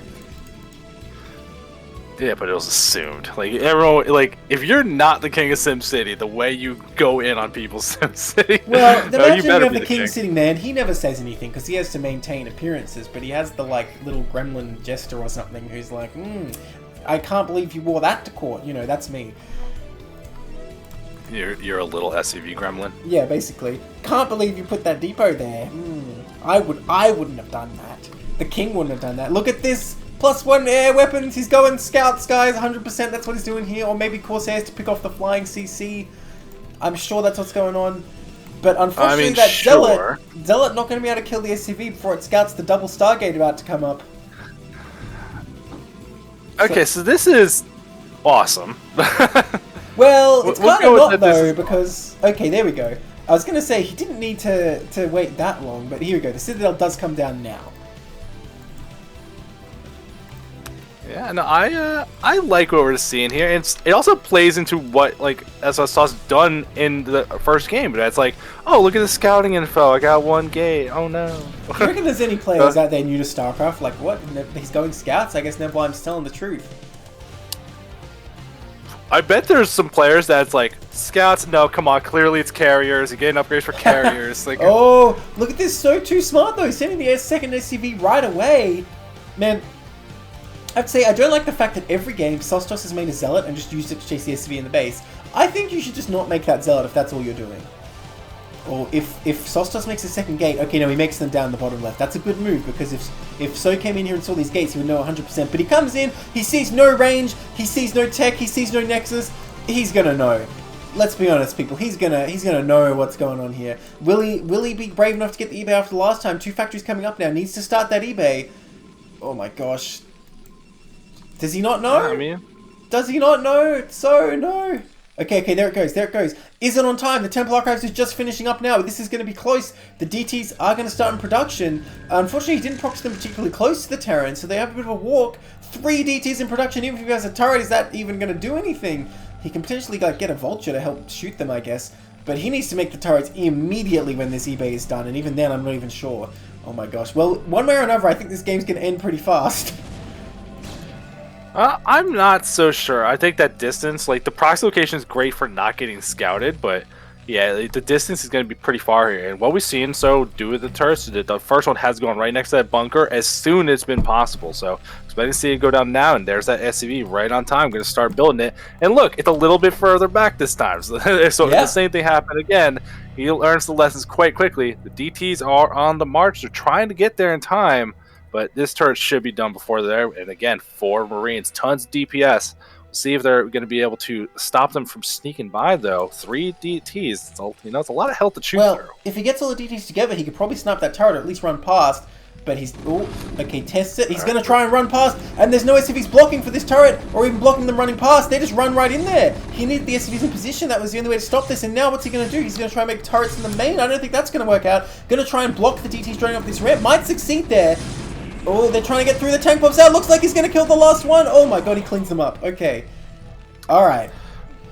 He blocked them on the left, if not on the right. If the DTs ignored the mineral line, just ran straight up the main, I think the game would have ended, honestly. So, bit unfortunate for Protoss there that he went up into the mineral line first. Alright, so let's be real. Time to be harsh if you want to be. Was that So's good defense or Sostoss fumbling it? Yeah, probably more the second one. Like I was saying, the fact he went up on the mirror line. If he just right-clicked in the main, probably would have seen better results, yeah. I will say. But that said, So, had the presence of mind to kind of pull the SCV and try and block the ramp like that real quick. If it was me, I would have just been like, oh, I'm dead, and start trying to build 10 turrets in my main. So did what he needed to do. Sostoss did what he shouldn't have done, let's say that. Alright, so, as Terran, you just killed 3 DTs. The Nexus is late. You're in a great spot. This is looking a lot like the Polypoid game where it was aggression early. You lost the chance. It's like, oh, I'm in a great spot here. Are you prepping for a 2-base push? Or are you prepping to take a fast third since it's going to be hard for Protoss to stop you? What are you thinking as Terran right now? That armory says to me he's just powering up on 2-base. I don't think he's really concerned with pushing now or taking a third. I think he's going to do pretty similar to what we saw in Game 1, where he's just going to power up on 2-base. If it seems like Protoss is weak, he'll push, but if not, he'll eventually expand if Protoss is playing a certain way. And I think it makes sense, because you're ahead economically. You don't really need to do the push. It's a good way to end the game if you are really ahead, but I mean, I don't think it's going to be an issue, especially with Zealot speed coming up. It looks like Protoss going to try and do a bust here, maybe, just with the fact he's making so many Zealots and bringing them up here. I don't know. If he's not going to do a bust, why is he making all these Zealots and bringing them here? But if he is going to do a bust, I'm kind of questioning, does he really have enough? The tanks are out of position, expecting a DT drop, it looks like. So that's going to be an issue if all these Zealots come in. Speed is done. 4 Marines in the bunker are a huge asset, but I mean, with all the tanks out of position, might not be enough. Although it looks like Protoss might be changing his mind about it. Okay, now we're getting +1 air weapons for real. I don't love it because, all right, why would you get +1 air weapons if you did the failed DT? You're already halfway to arbiters. Just go arbiters. Well, it doesn't make any sense to me. Does he get like a discount for having like half done it before? If only. That'd be so let it finish.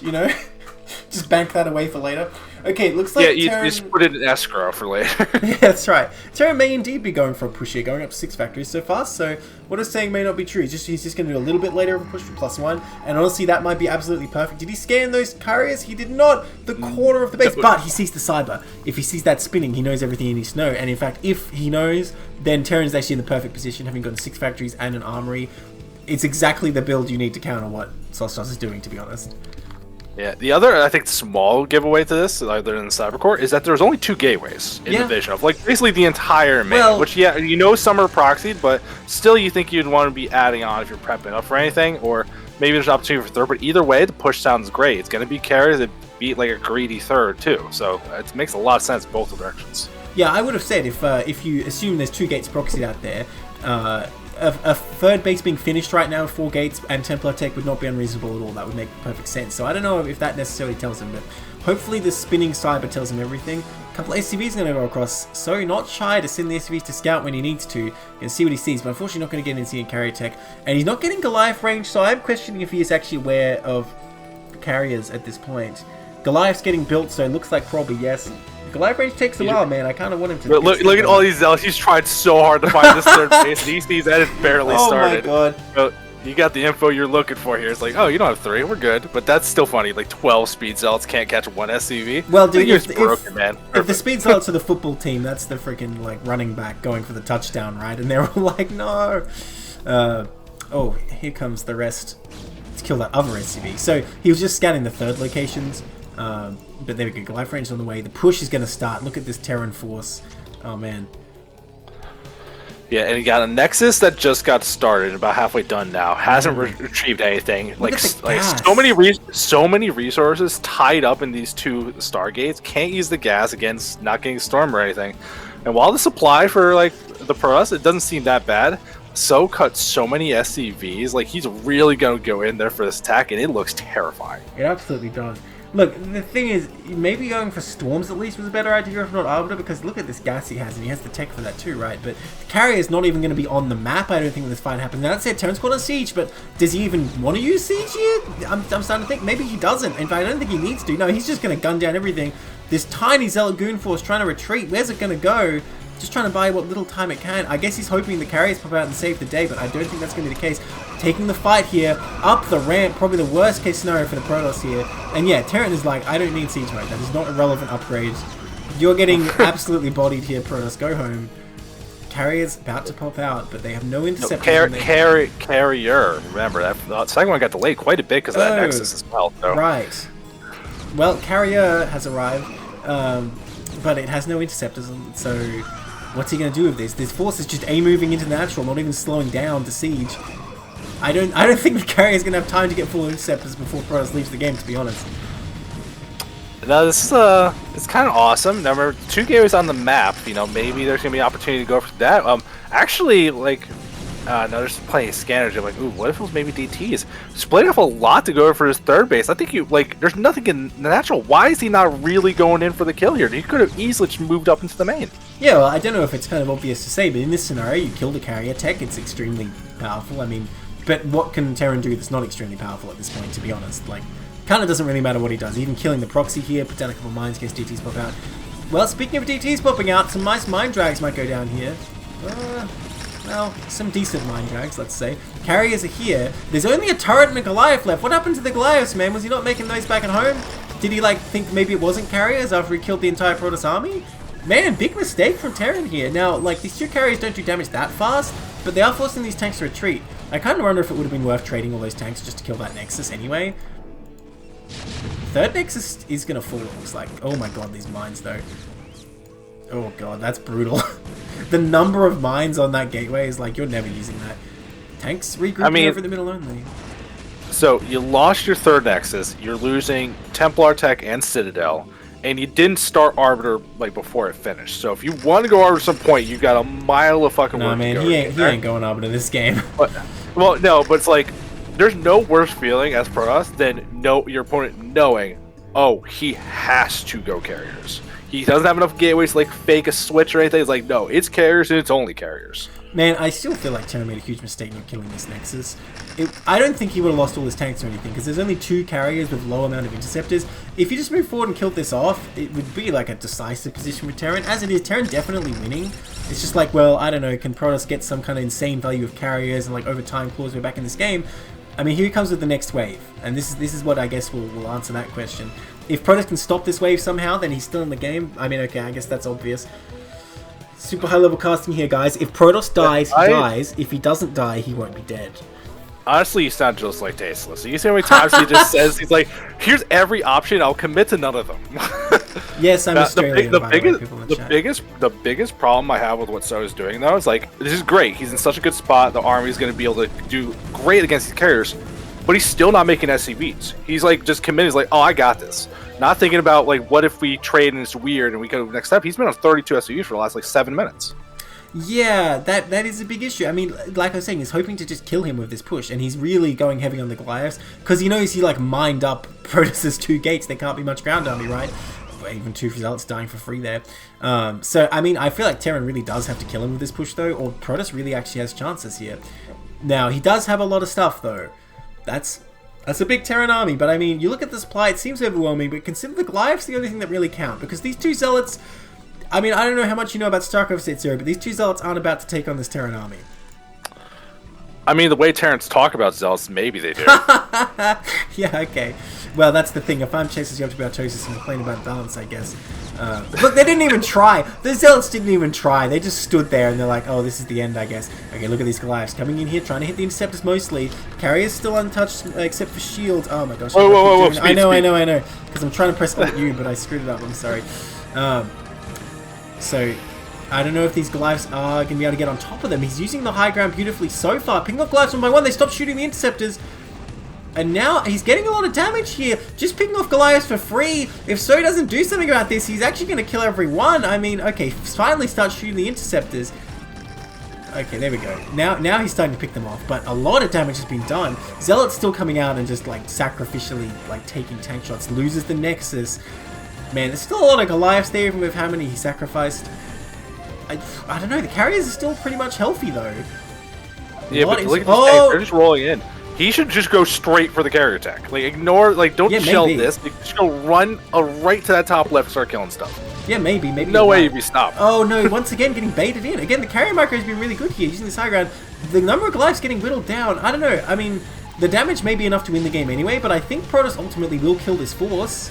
For what that's worth. Oh my, this one carrier is so low. I mean, you kill his force, but there's still all these tanks in the base. Yeah. They're gonna be able to kill everything. You're down to 4 probes now. Like, you're losing everything, and like, so still making use back at home. It's still just Goliaths, because what else is he gonna make right now? It's like, and still on 2 base, by the way. Look, I guess at the end of the day, if you kill all enemy buildings, your opponent is eliminated. That's the reason that Terran's going to win this game, because he's not really able to kill these carriers. The fact he's still on 2 base makes me think in some universe his carriers even can hold out and kill the Goliaths, so he does lose 1 though. But like, they've killed so many Goliaths, and there's not really that many left that they're kind of continuing.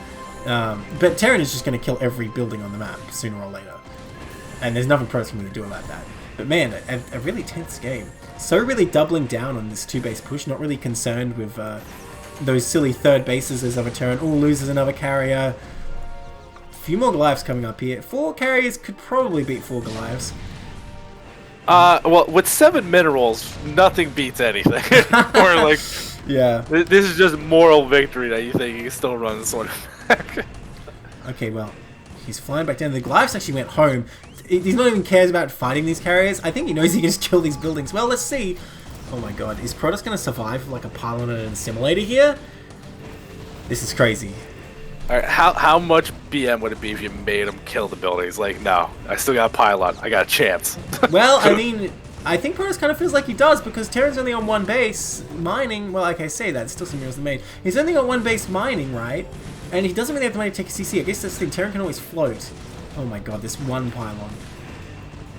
Jeez. You know, I just realized Protoss doesn't have a single observer on the map, so if you make one cloaked wraith, you also end the game. Look at all these Goliaths, though. He's ready to end this. I don't know what Protoss is even going to try and do here. I think they're just going to enjoy the carriers. Now, think about an alternate timeline. Just imagine no DTs, no shenanigans. Sostoss just goes 2-base carrier. Yeah. His carrier control's nice. That would have been good. Yeah, he had such good carrier micro there. Or maybe it's better to say so his Goliaths got really caught up that I don't imagine he would have lost for sure. But now he's flying out in the open. These Goliaths ready to murder. Oh. Looks like 2 carriers going to fall down really quick here. There goes one. Picking off that other one. Okay, he's pulling back. Okay, the Goliaths, again, kind of not doing their job. All they need to do is kill the Interceptors, because there's no minerals. And they're starting to do that. Well, they're kind of half hitting the carriers, half hitting the Interceptors. Gets another carrier. I mean, that's a way to kill many Interceptors at once, I guess. Honestly, it's just like the power move if you kill the Interceptors, because it's like, yeah, I don't need to worry about the carriers. What are you going to do with these flying paperweights now? And look, there's like 5 Interceptors left. God, they look so feeble when there's so few, because they're so slow when they move around. GG.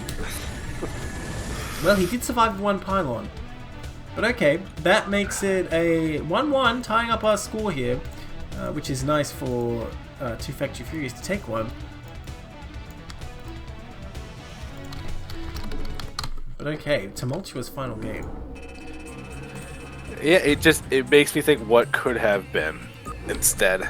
Which, I mean, I guess after the way game 1 went, I get the let's do that crazy goon all in, and then let's do proxy DTs. Like, you don't feel comfortable taking the late game, don't try to play into it. Like, I appreciate the thought process, but the execution on some of these early attacks we saw from SOS, it's just, it needs a little bit of work. It's unfortunate. Yeah, well, you can see there were chances, though, and you know, that's all I can ask for in a series.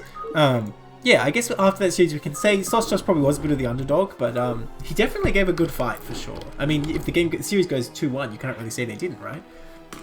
Goliath parts have the lowest IQ of any unit in the game. Have you seen Scourge as the Dahaki? Like, just by virtue of being flying, they don't get stuck on stuff, but I mean, their brain is so small it didn't have enough room for eyes, so...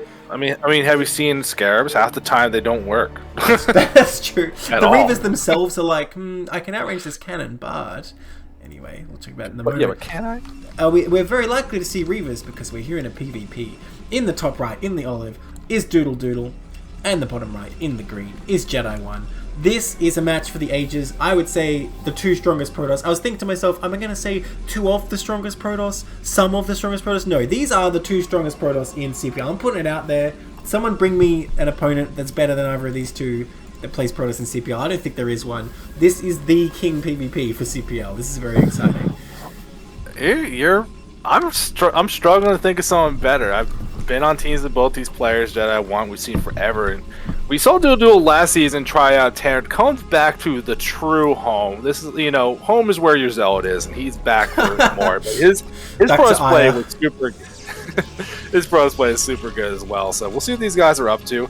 The biggest thing I want to see, especially at tier 0, because I think it changes as you go down, like in the tiers, as the skill's a little bit lower.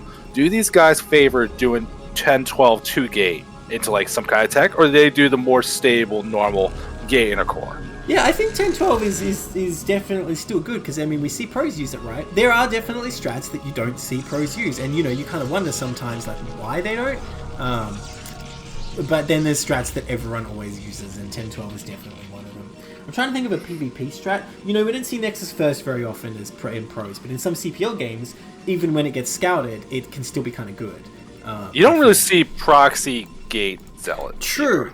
I mean, we have seen it. I think we were talking about this last cast, and I can remember one game. Mini is an animal, but that's Mini's an animal. yeah, okay, that's true. We don't see it often. By the way, is it top versus bottom? No, it's not. Oh dear. Again, the colors look great on the mini-map, but then you put the units next to each other, I'm like, oh no. Oh no. Well, I'm just gonna it's fine. You'll survive, no big deal. But we are getting gate gas from both sides, so it should be cybercore normal kind of play. And I think, especially for a game 1, you're on polypoid, something a lot standard compared to the rest of the map pool they're going to play this week. I'd be very surprised if we don't see 2 gate robo from both players. Yeah, just feel it out, see what your opponent wants to do, see, like, is their Reaver control good? Are they trying to be aggressive? Are they trying to expand first? I think feeling it out is a really smart move here. Curious that Jedi 1 went for such a delayed cyber here to get this early as Zealot. I'm not really what he's really going to do with that. He's going to send it. No, he's not. This just build divergence seems very odd to me. With the Cyber being so much later. I know the Zealot was later for DoodleDoodle, but not that much later. What even happened here? I'm confused, but I know nothing of PvP, so that makes sense. The biggest thing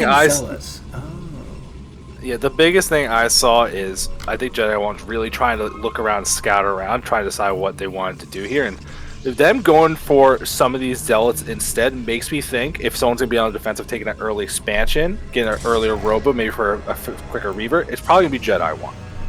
Yeah, well, look, I'm thinking of the second Zealot, though. Are you supposed to come across an attack with that?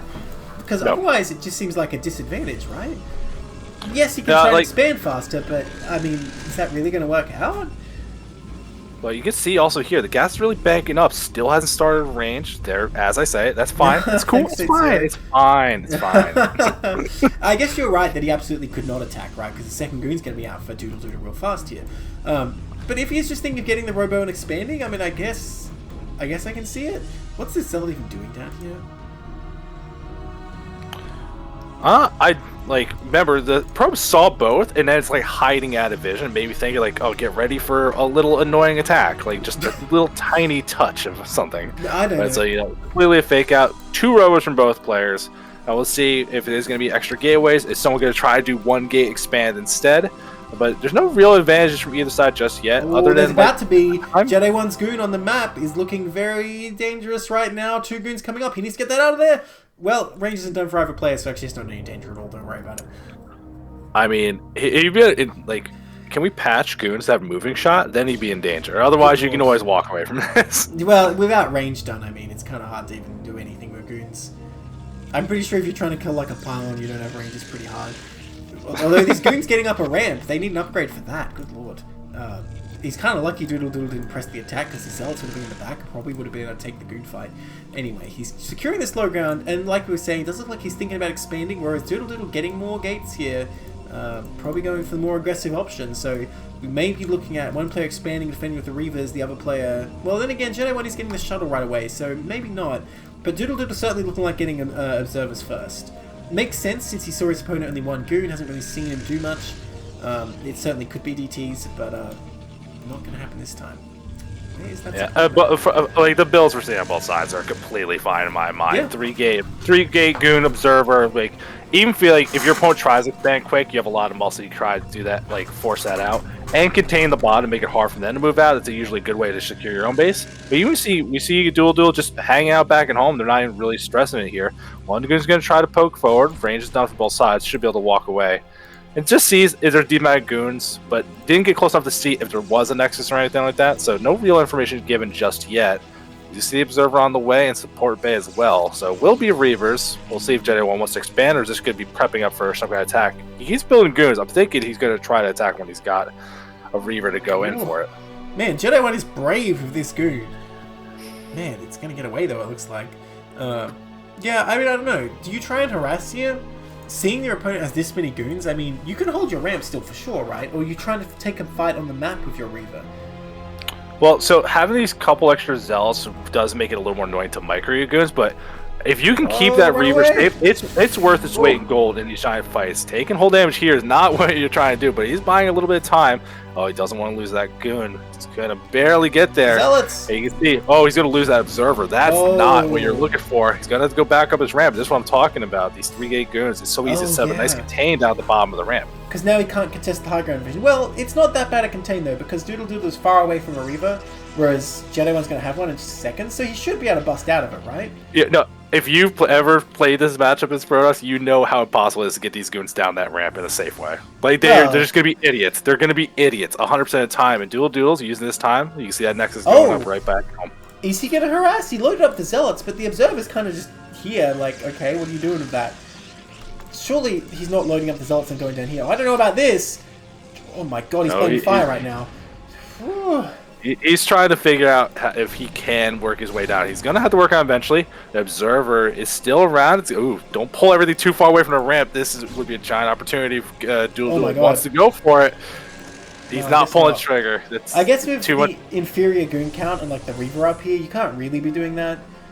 it does seem tempting, but I feel like that would be how Jedi 1 actually like gets back in the game. As if oh no, that's 100%. It would have been a mistake, but it would have been exciting. Alright, so it looks like he's not going to go fly and harass. Looks like he's just looking to break out. Although I feel like he's missing his window. I feel like he had to try this before DoodleDoodle got his Reaver. But now DoodleDoodle's Reaver's going to come out in just a second. Where's his shuttle? Well, no, see how he's building up Zealots now, and the second Reaver's gonna come. He's gonna go. The moment the second Reaver's ready, Zealot's gonna go down. He's gonna try to break out. Okay. Well, here we go. Oh, unfortunate goon. Oh, well, lucky goon. See, look at this AI. This is impossible. It's the worst. Well, to be fair, Zealots are blocking his path. Okay, there we go. Yeah, it's interesting the slow Zealots to break out, but it kind of makes sense because they can tank pretty well, right? Right, here we go. Is he gonna go for it? We're waiting. He's wasting a lot more time than I want him to. He's got a giant Reaver lead here. There's the move forward. Zealots are going to get in the mix, and immediately DoodleDoodle wants nothing to do with this fight. He knows he's vastly outnumbered. Going to immediately try to retreat here. But if you look at supplies... Oh, the shuttle! Oh, the no! Shuttle! Oh, it's dead. It's dead. Only one Reaver gets out. Big overextension there by Jedi 1. Loses a Reaver and a shuttle. Now, he can definitely figure out a Nexus here, but I would love to see a Citadel if he's going to make this many Zealots. But look at this. The goons here might get cut off. If Jedi 1's able to like get between them and the natural, but then again, is he just flanking himself? I don't know. Ooh. DoodleDoodle really wants to get these goons home. He doesn't want to lose them out on the map, but I don't know if Jedi 1's just going straight for the throat, if that's going to work or not. What are we seeing here? He's just going right in there.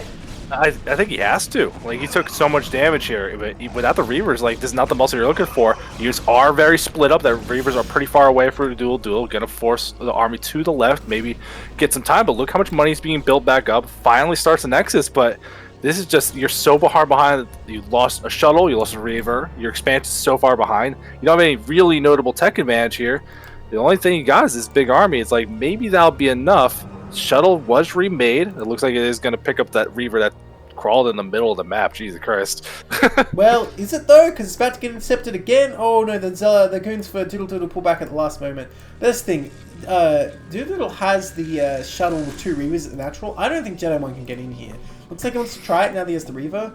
Again, I wonder if harass is an option. Just try and do some probe damage to even things out, because his probe count is okay. I feel like Jedi 1 can stay in this game if she gets a little bit, you know?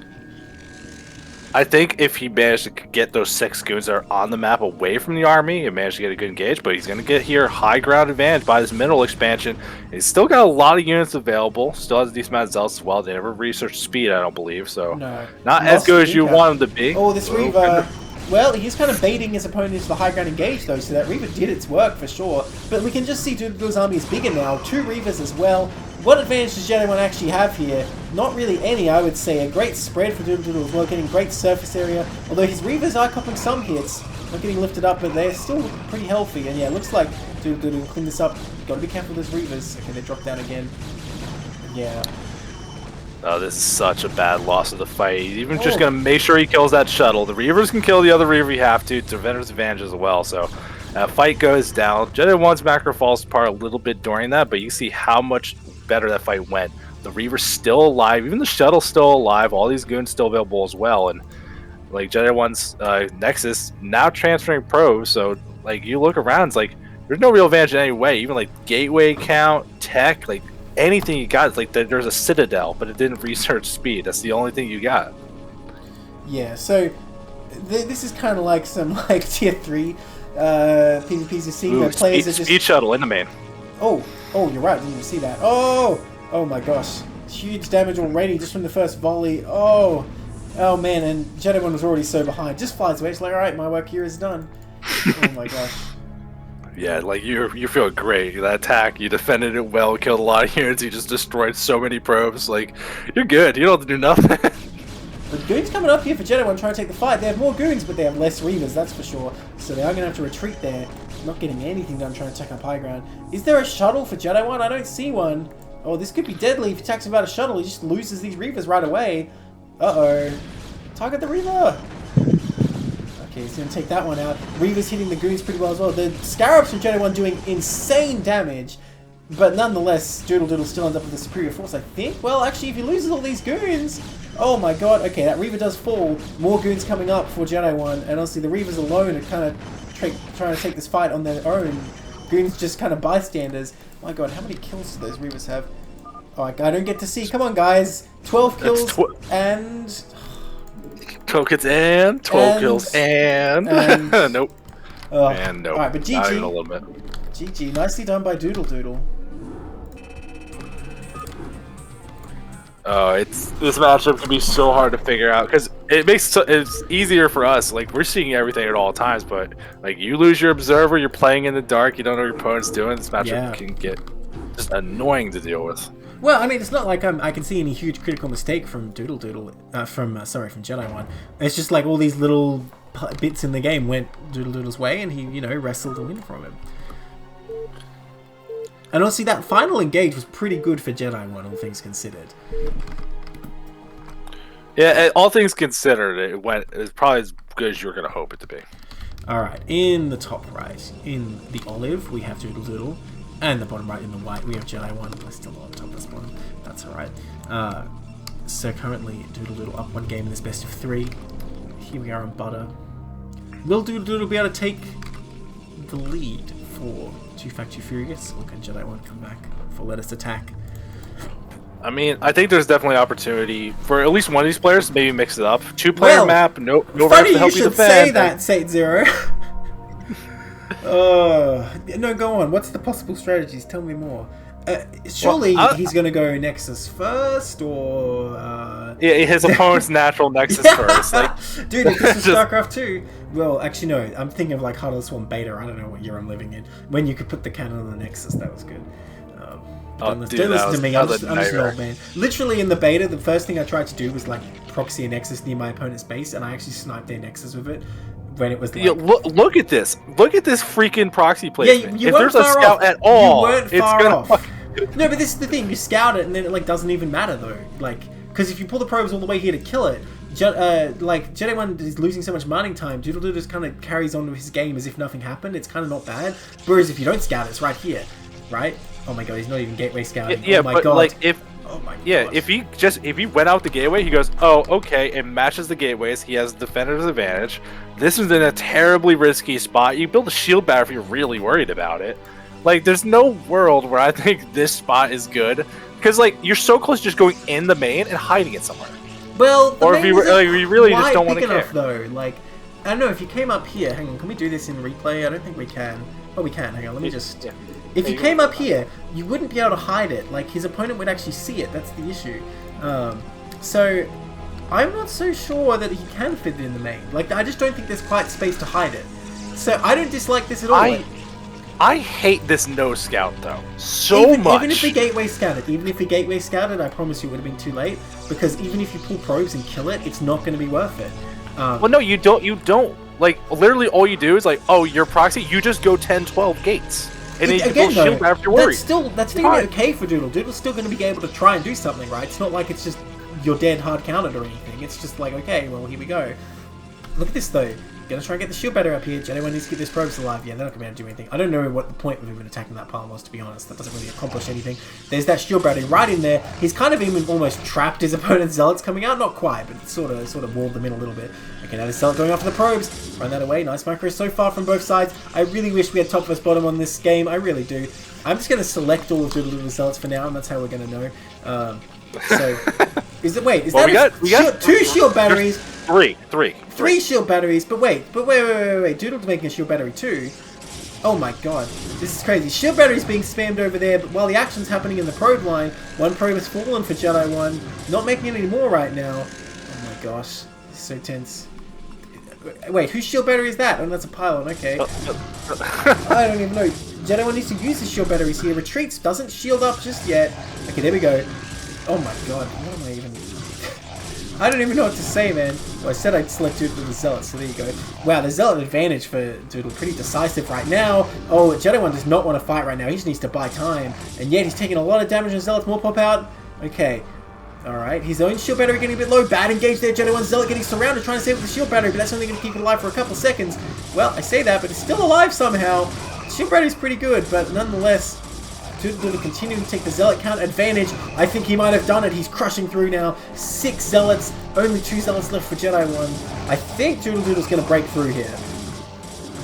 I mean, can you break through anything with this many shield batteries? But he definitely still has that massive Zealot advantage. 6-1 at this point. Still has a probe messing up things too. Probe's finally getting pulled to help defend. Shield batteries aren't going to help them that much, unfortunately. Yeah, they're good, really but trying, but...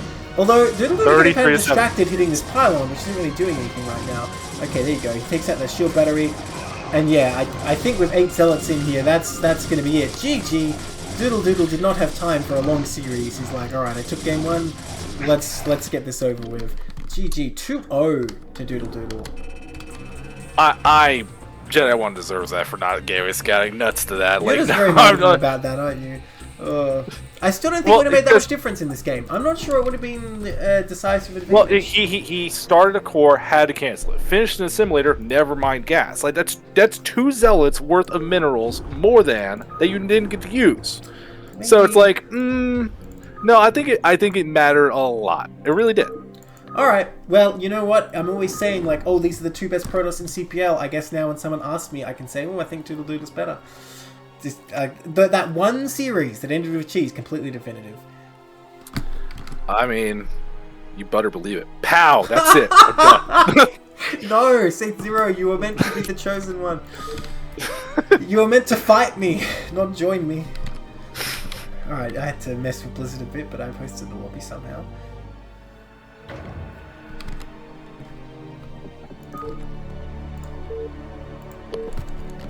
Was your solution somehow just adding another 1 to the game name? Yes. Alright, in the top right, in the magenta here, we have Vir.Rev, and in the top left, in the purple, we have Naka. Now, I'm not going to press anything yet, Saetzero, don't tell me. I just want to say a quick prayer to the CPL gods. Let these players have hosted in top versus bottom for this Zerg vs Zerg. Please, Snipe. I'm praying to Saint Snipe. Just let it be. Oh, thank God. All right. Naka is in the red and Vir.Rev in the blue. We're saved from the purple versus magenta ZVZ. So of course we have Naka for 2 Factor Furious and Vir.Rev for Let Us Attack. I would say with Vir, casting, I think they know better to not host. Luckily for us. Luckily for us.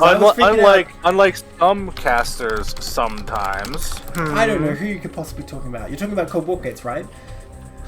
I mean, possibly also that too. Which, by the way, Vir has been casting a little bit this season. CPL. Yes. I think they casted yesterday. They're also casting later this week. So yeah, a lot of games coming out right now. For sure, so definitely give them a watch. There'll be announcements in CPL streams, as you guys know, so make sure to catch them. Yeah, I see. If I played Zerg vs Zerg more often, I'd do what Naka's doing and do the counter Overlord scat. It's like, well, if you find me, I'm gonna find you. Well, when I play Zerg vs Zerg, I send the Overlord and I'm like, wait, is that the wrong way? Then I tell myself, no, you're just counter scouting, like totally. So. Look, there is no wrong answer. That's the way I see it. If you do the wrong thing, it's because they expected you to do the right thing. So when I stopped making SCVs, by the way, that's why. I just they would expect me to macro, so I didn't. All right, big different. We're on Polypoid, 4-player map. Big different, but reasonably macro opening. We got 12 pool, 11 gas versus 12 hatch.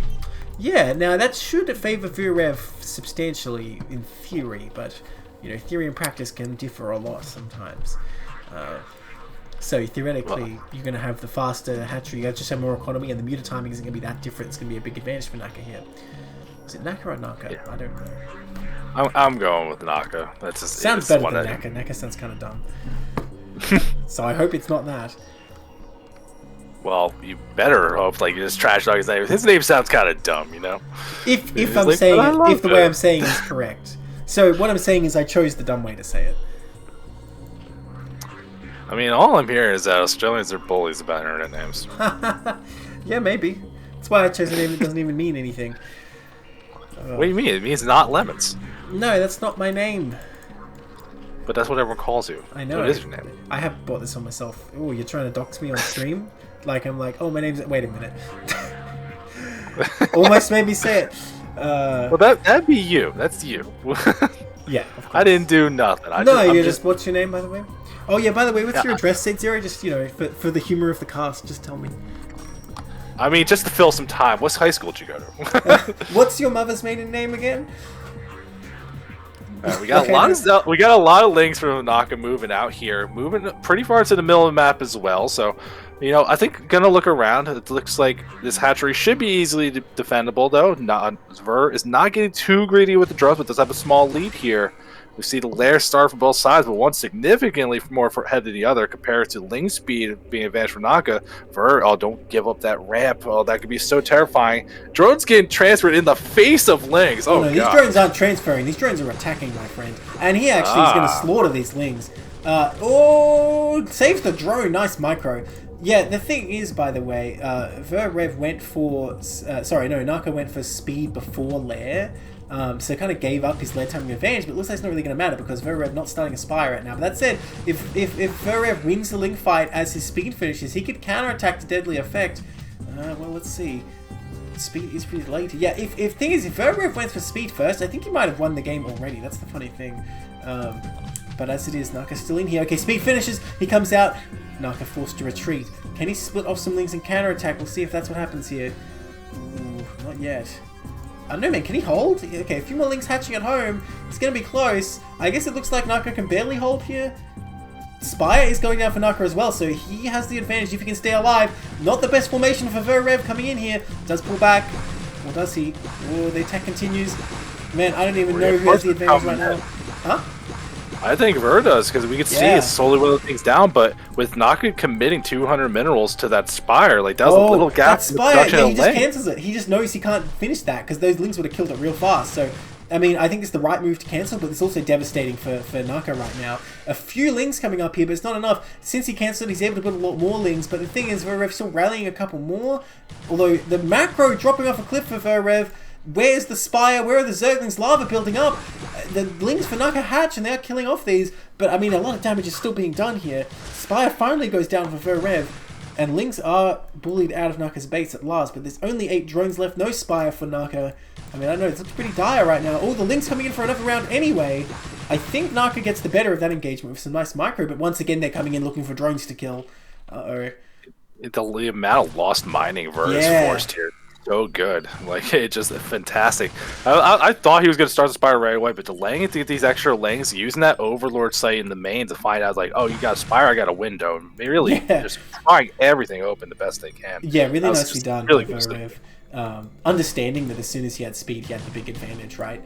And look at this, he's just going to come in again. It's really cool how he realizes he doesn't actually need to kill anything, as long as he just keeps disrupting mining has such an advantage. Like I said, he's going to go for a kill here, and you know what, those Lings do get cleaned up. But look how many he has at home. Absolutely nothing I can do. GG. What a smooth sort of takedown from Vir.Rev there. Didn't even blink, honestly, that game. Yeah, and that honestly, that little drone drill at the ramp, but you don't see that very often in CPL. That's why I was like, oh man, this is just unfortunate. But that was so smart to bust that open and get control of his natural. Like everything about how Vir played that looked really good. And it wasn't like a build order discrepancy or anything. That was a lot of like tactical decisions in the moment. So going on the second map here, I'm a little scared for Naka. I think Vir is looking very fierce in this matchup. Yeah, wait, we let Vir play the CPL? After that game, I'm like, like, dang. Alright, in the top right here, in the red, we have Vir.Rev, and the bottom right, in the blue, we have Naka. Our point game is Vir.Rev. Can he close it out here on butter? Or will the game slip through his fingers? Now, these players both got purple again, which means they know they both choose purple, and they don't care. Were they doing it on purpose just for caster anxiety? Like, let me look at it. Maybe they are, like, because they're like, haha, we've got topmost bottom, let's do this, so the casters freak out. Now I'm kind of wondering, will someone do it on purpose and not choose topmost bottom just to punish me for existing, I guess? See, if I don't care about Tower vs. Bomb when I'm playing, because I will purposely pick colors that are hard to blend with something, like an orange or a white. So it's like, those don't really look like other things. You gotta go random and stay unpredictable, otherwise if your opponent knows what color you're going, they'll have an advantage. What advantage? Just, you know, knowing how you're feeling that day. If you're picking the, like, aggressive, like, red or something, that betrays something about your strategy. I mean, isn't that the mind games if that's not how it works and they're reading into things that don't exist? Yeah, I guess. But that's why you just go random, shut that down right away. Look at this Overlord for Rev, by the way. Like, Is he trying to avoid the opposing overlord? He's going straight to the natural instead of the main. I don't really understand the logic there. Surely in the main, you can see whatever you need to see to know if there's a hatchery there. I mean, by the time the overlord gets there, Lynx would already be on the way. Maybe trying to see Lynx in transit. Oh yeah, I guess. And you can see like he's hovering around like the 2 paths and like the more options to make sure you're not just going to kind of bounce around. Because look at Vir here, banking up a lot of minerals. It looks like it's going to be in base hatch first.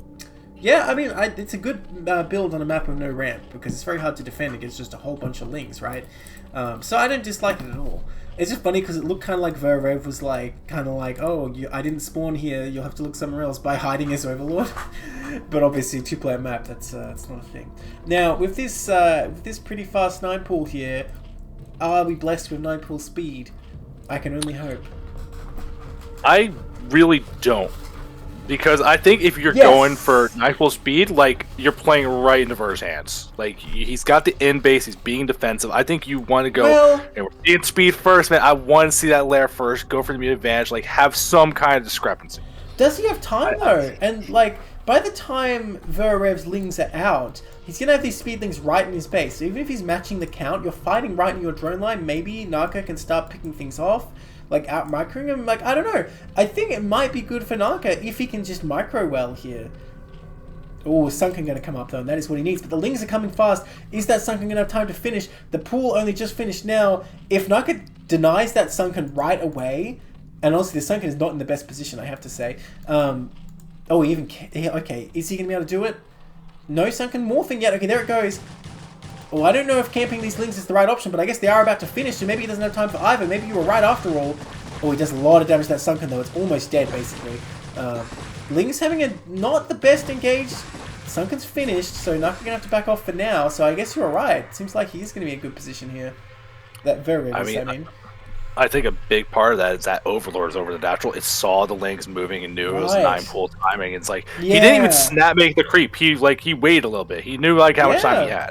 Well, you know, I kind of wonder if he should have made it earlier then, though, because it was almost died, basically. Like, how much health is it? I'm like 70 health right now. For Lings, that ain't much. But yeah, he looks pretty good now. And again, as you can see, that Sunken is really not in the best position. Oh god, the Lings messing up the gas mining too. But the thing with the Sunken is you can't drill over it very easily to defend it, which is a bit of an issue here. Now, that said, I mean, if you have Lings in the way, it's still going to help. And Naka is the one who's forced on the defensive now, because there's no way he's going to have the link out against these 2 hatcheries of Vir.Rev. Pulls back, speed is a long way off for Vir.Rev, no Spire on the way yet either, whereas Naka's is on the way, so that's the way for Naka to reclaim the advantage in this game. Kingdom's coming out. Oh, but Naka's ready for the counterattack. Oh, but Rev's going to see it. Can he go after that Sunken? Is that the play here, or do you just sacrifice for drones? Because that Sunken would fall pretty quick. Well, nonetheless, he's going to go after drones. And the one good thing about that second position, you have that hidey hole for the drones. Oh, he's going to go again. I kind of like this, though. Naka's, like, messing around. Yeah, he's disrupting mine. He's doing a lot of great stuff here, but Vir's got a lot of Lings in the base now. And it's like, I don't know. Can you put pressure on here? That Sunk is in a great spot. It's going to be pretty hard to go and attack not in a great spot, though. That's the issue. I think he can just kill that Spire, and he will. And, like, there's nothing that Naka can do about this. And that honestly is... Gets to cancel, at least. Yeah, that is a huge advantage here for Rev, because now he has the economy and the Spire timing. I'd say that Spire position was pretty bad. Like, yeah, that's where he should have put it in the first place. Naka's Sunken, as you can see, is in a much superior position. You can't really attack that because you can drone drill so much better. Link fight going on the center of the map now. Vir.Rev needs to get out of there. Okay, yeah, he has less Lings. He needs to retreat. But I'm surprised Vir.Rev didn't put the same Sunken down in his base, right? But if the Spire was like that in the first place for Naka, maybe it would still be alive. I'm surprised he put it in such an open position. Now... Look at these 2 Lings for Naka cutting off the retreat. Oh, well, they tried. look at them trying. Okay, never mind. You did your best, guys. Good job. If you had 3, it would have been like GG or something. I don't know. But, I mean, looks like Naka still wants to go in for the attack here. Scourge on the way, surprisingly. I really thought he would make mutas right away. Does he realize that he has a window here to just end the game? I think he can fly across before mutas are out for Naka. In fact, looks like he's going to camp the eggs with Scourge, I think is the plan. No, why would he... Wait, wait. It makes sense. It makes sense, because his Spire's about to finish. He's not going to be able to make the mutas. It actually makes a lot of sense. So, I mean, I guess it is gonna work out well. I was thinking if the mutants, like, you know how you get Scourge to hover Corsairs? I thought he was gonna do that with Yeah, Scourge. I did too, to be honest. That's what I was expecting. But look at this, he's making an Evo, but I think it's too late. Well, that said, the mutants are trying to defend here. What is that drone even doing? What, get out of there. Does he need these mutants to defend? I mean, oh man, that drone, what was it even doing? It kind of seems like he needs the mutants to defend, I guess, which has been unfortunate because he's missing his window to come across here and end the game. Oh man, if he Scourges that Overlord again, that would be brutal. It'd be funny.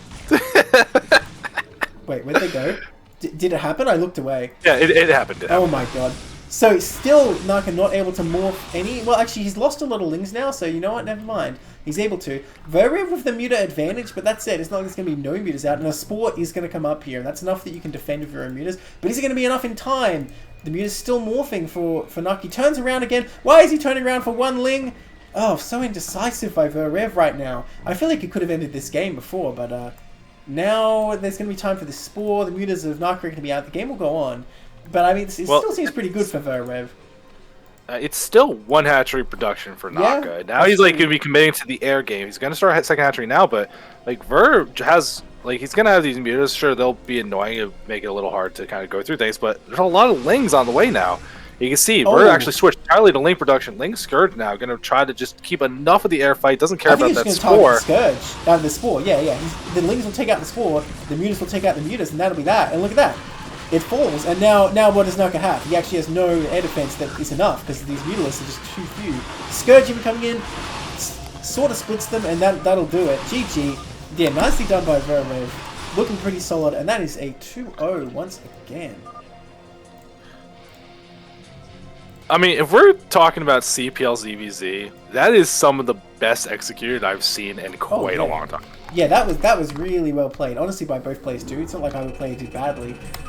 Naka was trying to put on the aggression there, didn't succeed ultimately. So, really nice series. I said they're going to be high-level games today, did I not? Oh no, I mean, the players are definitely living up to their names, and these are including some of the ones. It's like I've never actually seen Vir play, and it's like, man, same. Pretty impressive here. Same. Now I know we got another series ahead of us. Before we get into that, though, I'm gonna go grab a glass of water. So give me a minute. Probably a good idea. 2-second break here at CPL.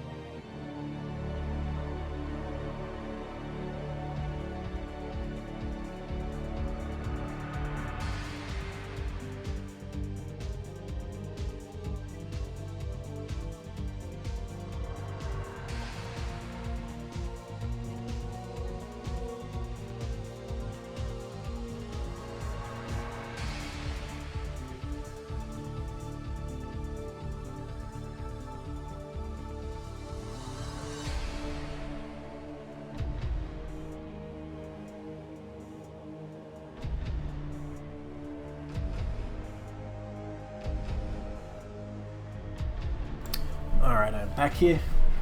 So tomorrow we have another match of the week as well, of course, but it won't be me. It will be probably Saetzero and someone else. So make sure you tune into that, because I know some of you in chat must be as sick of my rhymes as Saetzero is. TV torture, says Sniping Panda. No man, it's great. CBT's a great matchup. No, we're not watching any games at 4x speed, so I'm sorry. No matter how dragged out it is, just get over it. I'm back. I came back at the right time, Saetzero. Did you shill? Did you finish? I shilled for match of the week. I didn't really have time to shill for anything else. I appreciate it, buddy. I learned from the best. Alright, you ready? Yeah, I'm ready, man.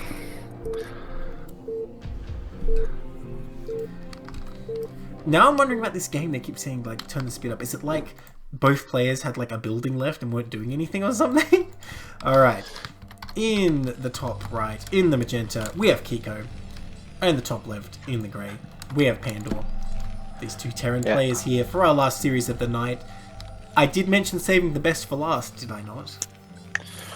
Yeah, you know what you had today with the cast? You had your cake at 82. It's like we're I gonna save the best certainly last.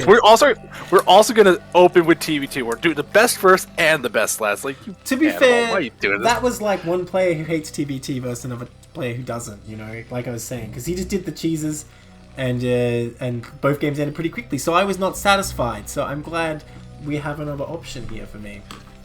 Alright, now see, here's either the problem or the good thing, depending on how you look at TVT. I've been on teams with both these players. They actually want to play the matchup properly. Ah, brilliant. Well, I can't wait to see a proper TVT then. I've been waiting. Now, look, I have to say, coming into this, I don't know. I feel like Kiko may be a bit stronger in this matchup, just from what I've seen. But we'll see. I'm just coming into this thinking I favor Kiko to take this maybe 2-1. Well, I mean, in the same way that we were talking up, like, oh, these are some of the best Pro House players, I'd say if you can ignore yourself. I'm not going to make you judge yourself unfairly. Like, Kiko and Pandora are some of the highest level turns we got. Well, I did lose to Pandora already, so, you know, I'm out of the running, man.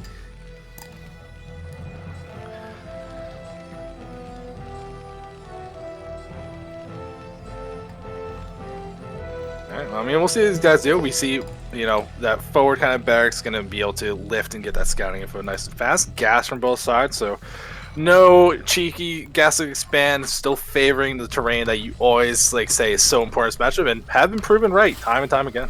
Yeah, so it's interesting that I'm playing over a gasless here because it's something that comes up from time to time, and obviously it seems better on a 4-player map. But the thing is, with the high ground above the natural on this map, it's generally not favoured because if your opponent gets tanks up there, it's a hell of a time to get them out. In fact, we did kind of see that in the TVT we saw already, even though the game started with 2-pot Wraith. Once you get up there, it's pretty much over. Okay. Yeah, which I imagine is kind of the same thing that happens with Good Night. There's a lot of like high ground regions you can probably do similar kind of like positioning. It just makes it very hard. Yeah, actually, Good Night. Well, when we get to Good Night, if we get to Good Night, I'll talk about that because it has some issues for sure. Yeah, you know, I was saying there's two types of TVT map. Or no, sorry, a wise man was saying. No, it wasn't even me. I swear to God, I'm not talking about myself. A wise man once told me there's two types of TVT map. I would say Good Night is absolutely Vulture Hell. Polypoid, yeah, it's in between. I mean, it's probably that's why Polypoid is like the new Fighting Spirit, Yeah, the new it's just Circuit the new Breaker. standard map. It's a generic They've map. done that it, man. everyone's They've gonna- done it. Oh my God, this Marine. No, What a we've lazy said Marine. they've done it. We said they've done it so many times. People will be tired of Polypoid in a year or two. Meanwhile, that people playing a Lost Temple in 2001, they've done it. They've made a good map. Luna, they made it. It's great. Python, they made it. Oh my God, yeah.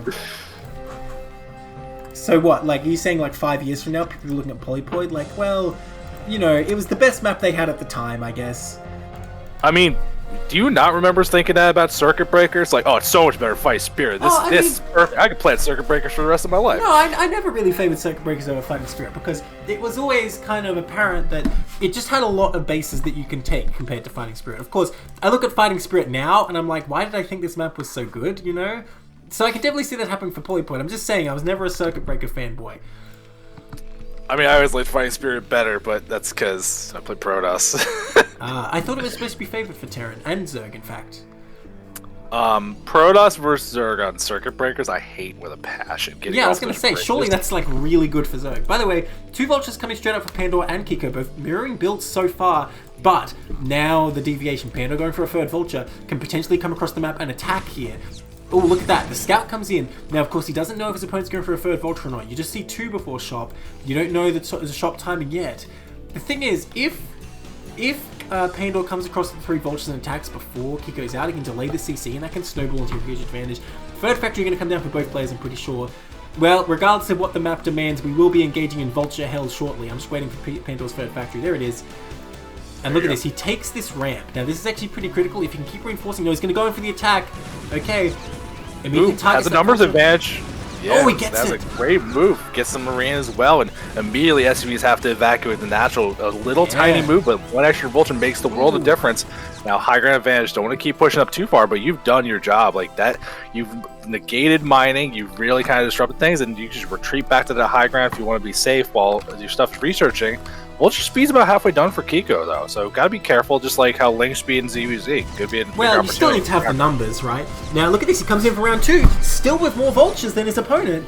Oh, he's going to kill more SCVs. Pandor taking a huge advantage in this game already. Look at the worker count. I mean, nothing else really matters right now. You're not wrong that Kiko's going to have the Vulture speed and come out on the map here, but he needs to do big counter damage, or else this game is really in Pandor's favor. I mean, yeah, you can see it already. Like, that supply, that worker lead for basically mirrored builds. That's unbelievable, actually, how much of a difference this made. Yeah. Oh, look at that barracks landing on that Vulture. It's not actually blocking, it just kind of screwed up for a second. I don't know if he's, like, attacking that on purpose or what's going on. He needs to rally out his units because there's going to be a counterattack here from Kiko. This is Kiko's really only play here. Now, it looks like Pandor has enough Vultures for now. And, okay, I guess there won't be a counterattack? I don't know. I feel like if Kiko doesn't get something done, nothing's really going to go well for him here, because how is he going to keep up the Vulture production when he's so behind on workers? Yeah, I mean, Pandor's got more Vultures back at home, waiting for their own speed to finish before moving out, which is very smart, because he's got that barracks. He sees exactly what's going on. One Marine already taking his barracks down to like half health with they landed on those Vultures as well. So landing it while it's funny actually did a lot of extra damage. Sorry, I keep doing that. I'm trying to press Alt U, but my Alt key screws up. I'm sorry. So I guess in chat, So's going to get his wish. Yeah, Armory coming up for Kiko here, expecting maybe some Wraiths, or maybe he just wants to go into Goliaths to deal with his opponent's Vulture superiority. Isn't this fast for 5 factories at Pandor? I mean, no, not really. If you're going into a lot of Vultures, it makes sense. I mean, he is cutting SCVs. That's the thing I would note here, is he's just going full gas on the Vulture pedal. But going up 5 factories fast is okay. The only thing I'd say is like he skipped Armory, so if it was Wraiths it would be a bit problematic. But he knows his opponent is just going Vultures here, and Liz gets the engage. Kiko not reacting. Unfortunately, he's just going to overwhelm superior Vulture count here. Kiko's trying to like wall off, but his tank's not even out yet. Like, it's not even a full wall. I think Pandor just like runs in here with the SCVs pulling back there. Oh, it's not even secure at the bottom. Wow. I guess that's how it feels when Protoss is taking that mineral only. And look, he's just running right in there. Mine's just finished, and I think that's all there is to it. He's not even using the mines. He doesn't even need them. He's just shooting that thing down, and he has so many Vultures. A couple of Vultures from Kiko, I have no idea where they even were. Come home to defend, but it's just SCVs to be shoot through. GG. Pretty swift victory for Pandor. That's what I get for predicting Kiko's victory.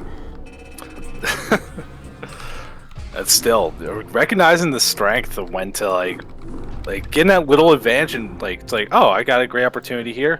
Every time he moved out, Pandor found a great engage, and it's like even like that last one, the Vultures were on the high ground. He figures like, oh, you don't attacking that, but there's just so many more. It got us around very quickly. Yeah, it was a good job how he came down at the very bottom of a move command to kind of attack from like the end of the line. That was a great way to engage there as well. I feel like Kiko a bit sluggish from reacting to that. And even the same when he got attacked at the natural. If he reacted instantly, you pull 4 SCVs, you can fight that and maintain your natural, but he kind of sat there and his Vulture got picked off, you know, and then his Marine, of course, dies instantly. Who won a Sostoss or so? So took it 2-1. It was a pretty so-sided matchup, but Sostoss did fight back and take that one game. Alright. In the top right, in the white, we have Kiko. In the bottom right, in the pink, we have Pandor. No, it's not. That's bottom. I really could have used it here again, but oh well. Pandor currently up 1 game in this best of 3. So here we are on butter. Is he cutting? Okay, nope. I just can't afford it yet. Why is he scouting so early? This is confusing. He's going for the 8 racks here, but if it's an 8 racks, he's sending the SCV awfully early. I was gonna say, is it just like an ARX to put a little pressure on, or is this like something very aggressive? He's gonna make it in his base, I think, is the idea of this. That's all I can imagine, because otherwise you didn't need to send this early, because you're just going to be able to afford the barracks for a little while. But if he wants to go all the way in his base, I can see it. Now that is a crazy strategy. Well, okay, looks like he's not going to go in his base, but see, here's the problem. He's kind of sitting here. He's only got 7 workers. Going for the 7 racks, I guess. I can only assume Kiko's prepared something specific here, but I've never seen a barracks on 7. Because if you get on 8, you can afford the depot, and then you're making SCVs and Marines continually. But this, I don't even know. Possibility to maybe go straight to a 2nd racks behind this without being supply? Well, I have no idea. Who's going to build it, man? He ain't Protoss. He needs to send a 2nd one. Well, no, the one that's making it now, like just go roll into. I don't know. This is weird. It's so early. Yeah, maybe it's just you need to attack at a very specific time that's just a little bit earlier for some reason. I'm not really sure. I guess we'll see. Maybe someone in chat can tell me why you go 7 racks here. Oh, okay. So we see the second SCV moving. If that's gonna build something, that's awesome. But Yeah, maybe it's also if you get in the base, you get like a bunker down. Yeah, and it'd be like just before the Marine, so you won't be. It'll be harder to stop or something. I mean, I don't know. We're seeing a lot of weird stuff going. Yeah, on. he's not going to get a second barracks here. It's just too late for that, right? Well, I say that, but that's what he's saying. You can't be getting a second barracks here because by the time it's done, the attack will have already succeeded or failed. I feel. I don't really think that's the play. And this is the thing. Since he went 7 racks early, he can't even afford his gas. He's really starved here. Sending a 3rd Marine. So he's definitely going to try for a bunker rush here. Harassing that barracks a little, but again, it's a little late. So he can't really stop it from finishing. But he's going to try and go for the bunker here, it looks like. 2 SCVs show up, and now Pandor knows what's going on. I better select the SCVs of of Kiko, so we know which ones they are. It's hard to tell otherwise. Pulls the SCVs. That Marine needs to be careful. Oh, it does take some damage. Bunker kind of in the middle of nowhere. Not really next to anything, unfortunately. But hey, look at that. Kills 1 SCV already. More Marines are on the way, surely. But I mean, this thing, he's only kind of like 1 Marine ahead, because it's only 1 barracks. And now that Pandor knows what's up, I don't feel like it's that hard to defend this. And again, this is why I favor 8 racks so much more, because you have the economy behind it, that, you know, you just kill a few SCVs, it's okay. You don't have to, like, really win the game, because he has no gas. Kiko has no gas at home. Now, he does kill 1 Marine of Pandor's, but loses 1 in exchange, so it kind of doesn't matter. Factory going down right next to that bunker. He knows that bunker isn't going to do anything. So, I mean, what does Kiko do now? He's just taking his gas. He's going to need to put a bunker at home just to survive, and yet he's still not cancelling this bunker in here. I'm not sure what he thinks he's going to do with this. I guess just buy time. Like, you know, if the Marines are going to kill, you don't have to do it until then. Like, the SCVs are not around. He's not trying to finish it. Is not taking this seriously. He's not making any more Marines, which may be a mistake here. I mean, once this factory finishes, that's kind of that, I suppose. But he's going to lose more SCVs than he might have because he kind of slacked on making Marines when he didn't really need to. Well, when he needed not to, I should say. Still, these SCVs doing a good job. He only killed 1 more so far. 4 Marines here. They can really start gunning those down, though. So he's going to lose a few. The factory finishes, though. And like I was saying, Kiko's going to need a bunker to defend at home. That's literally the only way he can survive here. Because these Marines, even if they're at full health, they would not be able to defeat a single vulture. Yeah, unfortunately not, but like look at Kiko back at home. Is he even mining gas at full strength? Yeah, just starting now. Yeah, so be able to start his factories. Like I think maybe he's trying to skip the bunker. Like, but yeah, the factories even that's going to be too late here. You can see the scouting info from Pandor. He sees everything. He's like, you probably have never felt more comfortable in TVT in your life than you are as Pandor right now. Yeah, and this is so painful for Kiko having to make this bunker. He's already like down in economy and stuff. Now that said, like I said, Pandor kind of lost more than he could have. How many Marines does Pandor have? Just 1? 2 vultures could potentially run by this. You don't want to lose the first one. I hope he's paying attention because if you lose that, it's a big deal. Okay, he does turn it around. If you get 2 vultures and a Marine, I feel like you can potentially run by this. And even if you just have like 1 vulture on like 10 health in Kiko's base, that might be enough to end the game, to be honest. Because you micro perfectly, you can take out those Marines, you can take out those SCVs. It can happen. But look at this. Pandor's just going to go for the CC. He doesn't need to do anything crazy. I don't see how Kiko's going to come back here. Because even though the economy now is technically equal, the thing is Pandor's going to get the CC so much faster. His factory's already done. Got those 2 vultures. He has the advantage in everything except SCV count. I guess if you want to count Marine count. Now here we go. Goes for the run by. And I think that is the move here. And that vulture getting past on like half health. That's plenty to do a lot of damage. Every SCV that falls is a big deal here. Okay, going for the vulture for the shop, of course, because you've got to in this scenario. Takes out another SCV. Is he going to micro this? Okay, there we go. Jeez. Finds the starport going down. Oh my god, again, what else can go wrong in this game for Kiko? Oh my gosh, even going to deny it. Okay, well, he's going to get taken out here by SCVs. The vulture didn't even do anything. Kind of not the best micro, but it didn't really need to be. That did enough, I think, that's a huge advantage for Pandor, even more than you already had. There's even a vulture out here to win this 1v1. Oh, chase it, chase it! Okay, he's gonna run back to its bunker, though. Oh, Pandor getting baited, actually! Gonna lose this vulture! Oh, that's a big deal, actually. That he needed to keep that alive, because he's only got 1 vulture left now, and, you know, he's got to deal with these rapes coming up soon. Is there an armory? Did he not notice the starport? I guess not, yeah, we still haven't seen an armory. But he was literally attacking it! Saetzero! He was literally attacking it! Oh my gosh. Well, I guess he was literally attacking a pile of like scaffolding. You don't know what it is. How would you know what it is? It has a distinctive look to it, man. I swear, any Terran player should know. Okay, he's getting the armory now. He realizes now. Any Terran player should know what like a starport at 10% and a factory at 10%, the difference in how they look, right? So, he does know, just a bit sluggish on the armory. But, I mean, the thing is, I guess you realize Kiko can't actually afford a Wraith very soon anyway, so he just didn't need to rush. Check out that egg. Do they do enough damage to an egg? Oh, they do. Wait, what size is a lurker egg? I always assumed it was large, but is it not? I guess it's medium. Yeah. Because what's a lurker? Isn't a lurker medium? I thought a lurker's large too, but maybe it is medium. I don't actually know. Marines do I'm full not damage sure to them, either. that's all I really need to know. Because Marines do full damage to everything, so, you know. Right. I swear lurkers are large, though, surely. Anyone in chat? Yeah, I guess they might be. So were you like watching these games? Is that why you know about them? Okay, so Vulture's coming up. I'm sorry, Dolife's coming up, by the way. I'd like to see Pandora take map control with speed and mines as well. I think that would be a strong move when you're this ahead. I mean, CC's coming up for Kiko, and despite everything, the ACP count's surprisingly even. Gonna wall off here against the Vultures. This thing again, I feel like, you know, Pandora has pretty good map control here. No rakes being made. I think Kiko is very wisely thinking like, okay, well, it's scouted. You know, it's not really going to do anything. I might as well just leave it there to tech later. You know, it'll have its impact just by him having to make an armory and what have you. Yeah, I mean, he has the barracks. He knows exactly what's going on here. That proxy does make it a lot faster to get the barracks in there and get some valuable information. I do gotta criticize Pandora a little bit. Like, there was an opportunity to do big damage early, but he cut SCVs for a significant amount of time. I think like his lead should be so much more than it is right now. Yeah, he's not making SCVs at the main even right now. Yeah, that's definitely a good point. Kiko really clawing his way back, surprisingly. Now, you can look at the supply. You can see that Pandora's army is just bigger, but he has no tanks. You know, tanks are just the unit that wins this matchup straight up. Now, see, that's the unit who really needs to kill an egg. I don't know what these vultures were doing. But here we go, here come the mines. This is the thing. Pandora, again, increasing his map control advantage. And even if everything else is not going his way right now, map control is a really big factor in TVT, right? Like, almost to the exclusion of all else.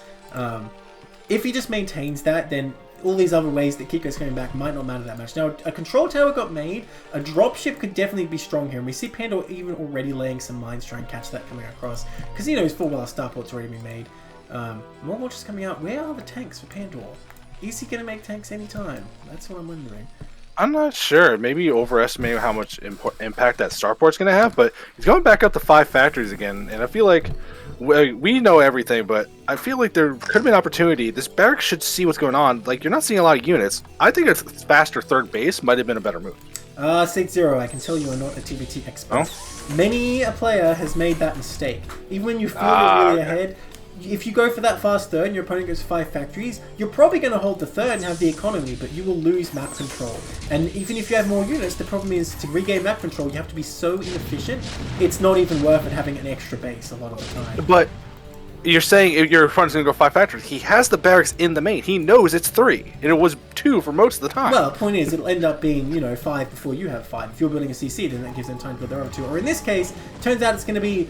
What is that? Another barracks? Oh, he lost his barracks. I was going to say, I thought that was a starport for a second. I'm like, wait a minute. That can't be right. Yeah, I suppose you're right about that, but still, it's better... We'll take it from the flip side then. Instead of getting an economic advantage, just keep the map control advantage, and your opponent has to be so inefficient, it's worth more than you having another base anyway.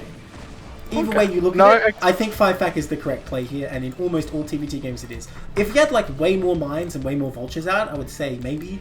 the third makes sense, or if like you already had a siege line here, for example, yeah. But as things are, I think it makes perfect sense just to solidify your control and really lock down the map. Because if you can just do that, it doesn't really matter what else happens in this game. Like, this Wraith finally gets made. I mean, if it doesn't die, I can't say it wasn't worth it, right? It's just checking things out for now. So far so good. It does take a lot of damage though. I mean, Kiko made a nice little move. There's an SCV over at that like 9 o'clock base, or the 3 o'clock base. So that got killed, and he did immediately scan the base at the bottom. So he knows Pandora's still on 2 base. So the situation could be much worse for Kiko. At least playing with the knowledge, it's like it's not so bad. His tank count's slowly building up, being nice and defensive, and the SCV count keeps catching up a little bit for Kiko here and there. Pandora's got all this map control, but like all things considered about how this opened, like Kiko's spot is much better than I would have guessed. Well, if you want to criticize one thing about Pandora's play, we'll say it's surprising how late he's going into tanks here. And the Kiko really just has the tank count. And that's a bit of a mistake from Pandora, I think, like kind of emphasizing vultures so much when there wasn't really like a vulture war going on. He already had the map control. I think getting like 3 to 6, say, and just laying the mines with those is enough, and then you go into tanks as much as you can. Of course, if you don't have enough gas, you make vultures and they're fine, but you really want the tank count to like maintain this contain. We can see with 4 tanks here versus Pandora's what, like 9? What is that? 1, 2, 3, 4, yeah, 10. It's not really that strong a contain for Pandora. Yes, it's still a contain. It's probably going to be inefficient for Kiko to break out, but it could have been so much stronger. Look at this. Kiko's just going to inch his way up onto this high ground, it seems like, and there's another base he can take, and that's so hard to bust. Vulture's trying to get up here, but they're too late. And even very carefully, like using some tanks, the sea tanks are killing off mines, scanning everything, not trying to overextend at all here, and manages to claim that area, so should be able to build a base if they want one. Vultures are going to get some mines down. Will they get some decent connections? Oh. Okay, that's a lot of damage. But the thing is, he can just repair. Now look, I know I was vehemently defending Pandora not expanding before, but okay, if you're going to hit 1300 minerals, definitely should have expanded. Oh, these tanks are so low, but with the high ground, it does seem dicey. Even if you have perfect vision there and Pandora knew everything, it would be kind of dicey to even try this, because if, you know, you get a couple misses, the tanks get their shots off, you lose these 4 tanks, suddenly you're in a world of pain. So, okay. ACV count, only 1 different right now. And still no 3rd CC for Pandora. Where is the macro? He was over 1,000 minerals, still on 900. Is that... Okay, he's building... What year is this? Oh, it's science facility. I was trying to tell, wonder what the hell is this without using the unit thing, but I did not know. Alright, who's scanning? Oh, Kiko scans the main, looking for a starport, I believe. Does not find it, but you want to know if your opponent's going into drop anytime soon. But yeah, I mean, which is what we see, so unfortunately just a little bit off the side. Finds the depot farm, though, which is nice, you know? Wow, my opponent made depots, I never knew. Pandora is building a 3rd and a 4th command center, trying to take control of some of these bases. Kiko still hold up on 3 and really kind of trying to power up the best they can, building their own dropship. So what is Kiko's vulture doing? What was that vulture doing? Did you see that? It was just sitting there not shooting that SCV. Oh my god. That's tragic for Kiko, like, not denying that. And an important thing about winning the war is diplomacy. You can't kill everything, dude. Well, unfortunately, Pandora's probably not going to engage in diplomacy this game, so I think Kiko's vulture making a mistake there. Look, yeah, now that he's double expanding now, which is better, I guess, than not spending your money, but Pandora's really been slack on the macro up till this point, which do you think is why Kiko even has a chance in this game? Should have got the 5 factories and then the CC immediately after, you know. Okay, this drop coming down the side. Could this equalize things as well? Well, if nothing else, he might be able to drop and harass this expansion. Look at the natural, though. Expander really trying to close in here, getting really far up with some of these tanks and going to be able to kill off some of the units. But like you're saying, that drop, it stops at the 3rd. CC's done. SCVs are about to get chopped off. The perfect timing to kill some free units. Yeah, even the Goliath's there to deal with opposing vultures. Like, about that move from Pandora, I like just constricting the space of his opponent, but I don't know if he really has enough tanks to be losing them like this. And, you know, with this harass going down, I didn't see any CVs transfer to the 12 o'clock base. Or what would you call it? The 5 o'clock base, I guess you call it. What am I even saying? 7 o'clock? The base at the bottom of the map. I'm just saying numbers. The 64 o'clock base, who knows? And, like, Pandora's going to clean up this little attacking force. So he's going to be able to saturate these bases sooner or later, but I mean, Kiko's already mining on his 3rd one. He still has to break out of his natural. That's the real obstacle for Kiko. But if he solves that, I'm not seeing any problem for him in this game. He actually just looks better. If he can break out of here. That's the only thing. Can he do that? So, I mean, what kind of, like... It's not a bunch of high ground stuff. I mean, it's a big contained, a lot of areas. But, like, do you just hard commit, like, left, for example? And that's an option. That's definitely an option. I don't dislike that, but you can break it overall. It looks like he's going to try it. So you drop in, like, different locations and you move in at the same time. The shots get baited in efficiently. I think he can do this just by virtue of having more tanks in this location.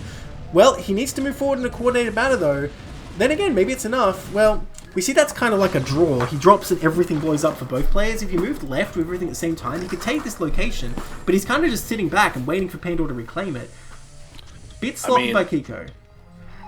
For a moment, though, Kiko has a supply lead. First time in this game, managed to get back up. And yeah, he is pulling ahead now. Like, again, if he just busts out of this contain, there's no aspect in which he isn't doing better. I guess the fact that Pandora actually has 4 bases now that he's mining up on them, and he has the SCV count now, means that in a little bit he'll pull ahead in army again, but for right now Kiko has the army, he just doesn't have the position. Now I was saying map position in TVT is important almost to the exclusion of all else. We're going to see if that proves true, because these drops are one way of getting around that. If you can drop and take out a base, well, there are turrets already. And I assume Pandor's deliberately keeping these units back in case of a drop. Oh, look at this. He does commit hard left, like you were saying, and I think he'll be able to break through there pretty easily. Yeah, I mean, that's at least working your way towards your next base you'd want to take. Probably at top left, you know, just the side of the base that is a little easier to contain, right? He drops a vulture. Yeah, for sure. I mean, even if you just ignore this contain and just take the left side of the map, you know, and then later in the game, there's different ways to get out of that. Well, turrets here are going to do a good job killing these dropships. Yes, the drop will go down, but losing the dropships is a blow. And if Pandor can clean this up, I mean, he's dealt with a lot of army there. Vultures coming in. I think with these SCVs fighting, Pandor might actually just be able to take this out. The SCVs are not fighting, though. The SCVs are slacking. So, I don't know. It's going to be close. Ooh, don't lay those mines! Oh my god, are you crazy, Pandor? I don't know how those didn't kill all those SCVs, but yeah, that's pretty good for Pandor, killing all those dropships. You don't really mind losing like 10 SCVs that much at this point in the game, because you can see how much minerals you have. Even if he was able to spend all of his gas, there'd still be a lot of minerals left over. So honestly, that was pretty good for Pandor, that those dropships just went into those turrets. But somehow Kiko has like run across the map with some tanks who even needs dropships, he says. Now that he's sort of semi-broken out of his contained, he's going to come across and like really have a go at this base. I don't know. I feel like Pandor... Yeah, he's got dropship of his own now, and that can count as... Is there anything in them, though? I don't think so. Yeah, I don't see anything. They're very intimidating looking, though. You're like... Force him to unsiege? I don't know. Oh, they think they have something, but they don't.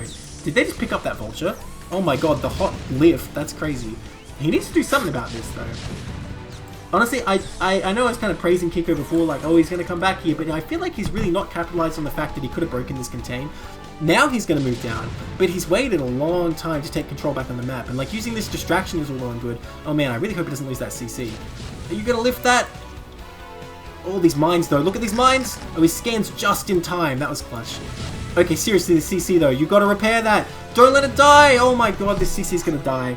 Yep. Oh, that's huge. Okay. Okay. Kiko continuing to try and bust out. These high ground tanks, few in number though they are getting good efficiency. Okay, finally drops and takes that out now that the CC is gone. Pandor, plenty of minerals to rebuild, but honestly, both players banking so much. Kind of shocking that we have this much of a lapse in macro from two such high-level players. I mean, yeah, I'm not particularly thrilled that's like down at the bottom they're focusing on this fight so much back and forth, and like Pandor comes in with dropship, lifts up one injured vulture. What a cool move! Yeah, right. 1,000 minerals doing it. And like the vulture was so low, he couldn't pick it up again. Look at that drop though. I love that tank drop by Kiko. Now he's surging forward. Pandor still with a few units here. Not sieging up though, just coming in unsieged and outnumbered. These tanks will get slaughtered. Where is Pandor's army? I can see his army. It's in his mineral bank. That's where it is. Honestly, like he's just failed to macro right here. I don't know how else to put it. He only has 6 factories.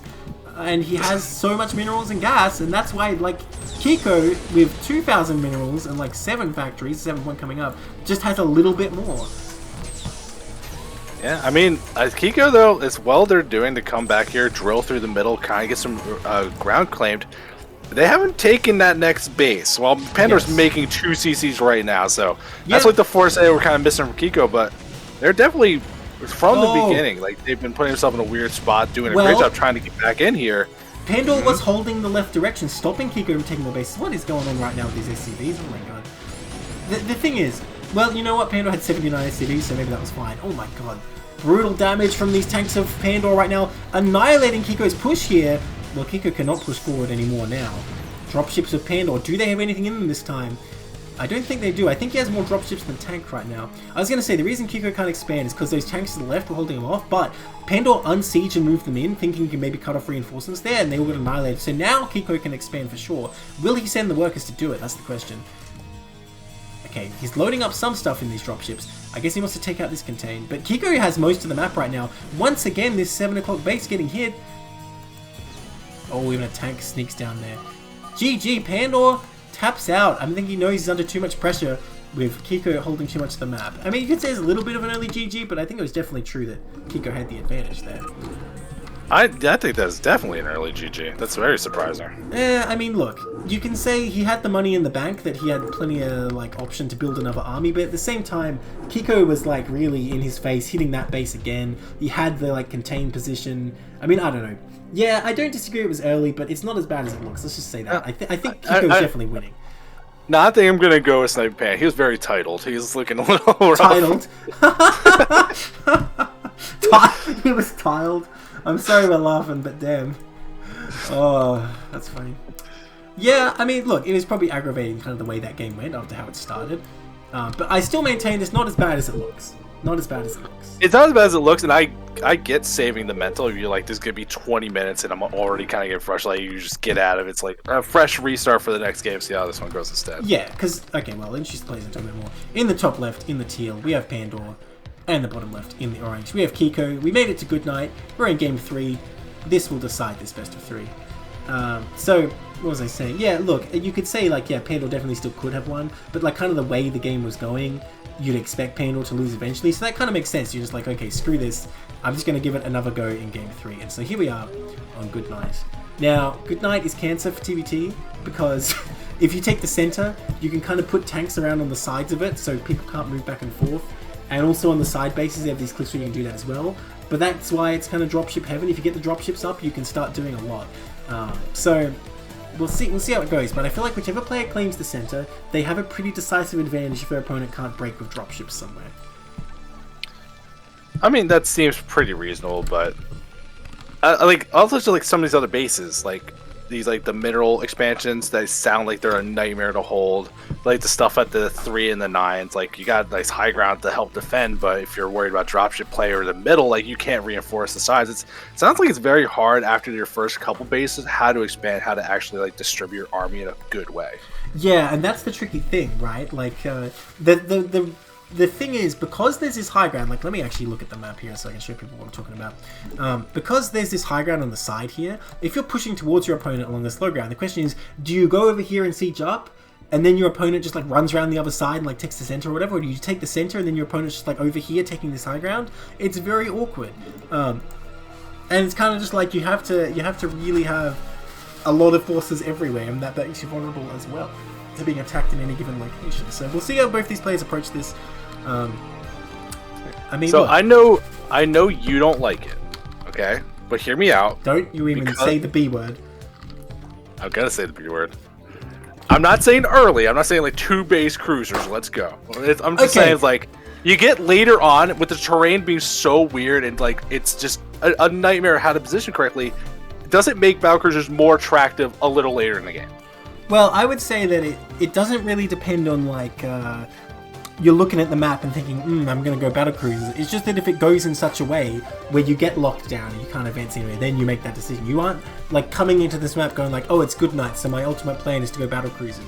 You should only be going battle cruisers when like you know you kind of have the positions you need and it's hard to attack.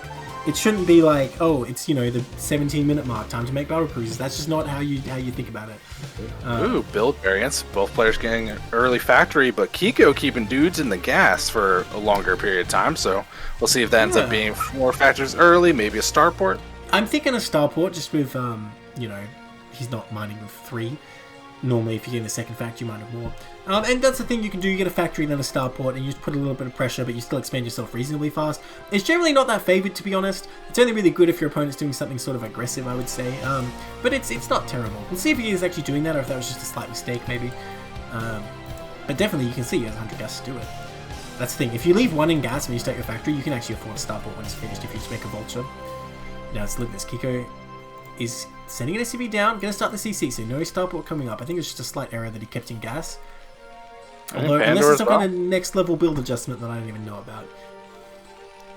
And Pandora as well, though, getting the CC, so reasonably mirrored builds, a little more gas banked up for Kiko, but other than that, nothing looked too weird between the 2 players. Like, just the very minor kind of differences, and the barracks going to fly vertically, so good scouting info from both sides. 1 Marine not going to be able to stop Pandora from getting in and see what's going on. Sees that Vulture is made, but you see the CC being made, you see the Vulture coming out. Yeah, you know exactly what's going on because you're doing it yourself. The only thing you really wanted to see there that you didn't see was whether your opponent had an add-on yet or not. And look, there's 3 Vultures out from Pandora again, same as game 1. We'll see if he got far enough to see the add-on. Or the No, lack he- of one. No, he couldn't see up the ramp. Could he? Or what, did he go up there and then Oh, come down? he was in the base. Oh, I didn't even realize. By the way, this time Kiko getting the 3 vultures, so he will be safe, I think. Although, he's not really holding the ramp if...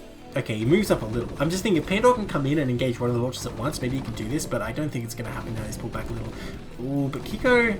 I mean, okay, the Marine not going to be able to help out. It does add a lot of DPS in these fights.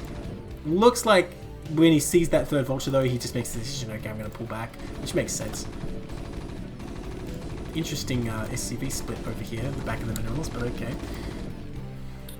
Alright, different builds now we're seeing. Army going up for Kiko on 2 factories, and Pandor going back up to 3, so... You know, if you don't think your opponent's coming right away with Wraiths or something, normally you only get it with 3 factories. So I'm wondering, is he planning some kind of Goliath attack? Is he somehow spooked that Pandor's going to be going Wraiths right away? I'm not really sure about this. Because you don't want to delay that 3rd factory if you don't have to. Okay, look, a vulture fight going down. I mean, it looks pretty even. Honestly, this might just end in a draw with no vultures left alive. Ooh, but Pandor blinks first and pulls back, which actually gives 1 more hit to Kiko. So I think if these players don't retreat, it's just going to end with 1 vulture left for Kiko. Nice micro pulling back that injured vulture. Although, I don't think it's actually going to get away. No. Well, he tried. That's the thing with vultures. You can actually move and shot pretty easily with them, so it's hard to even escape when you're losing. But yeah, very, very even fight there. Just both players lose 3 vultures.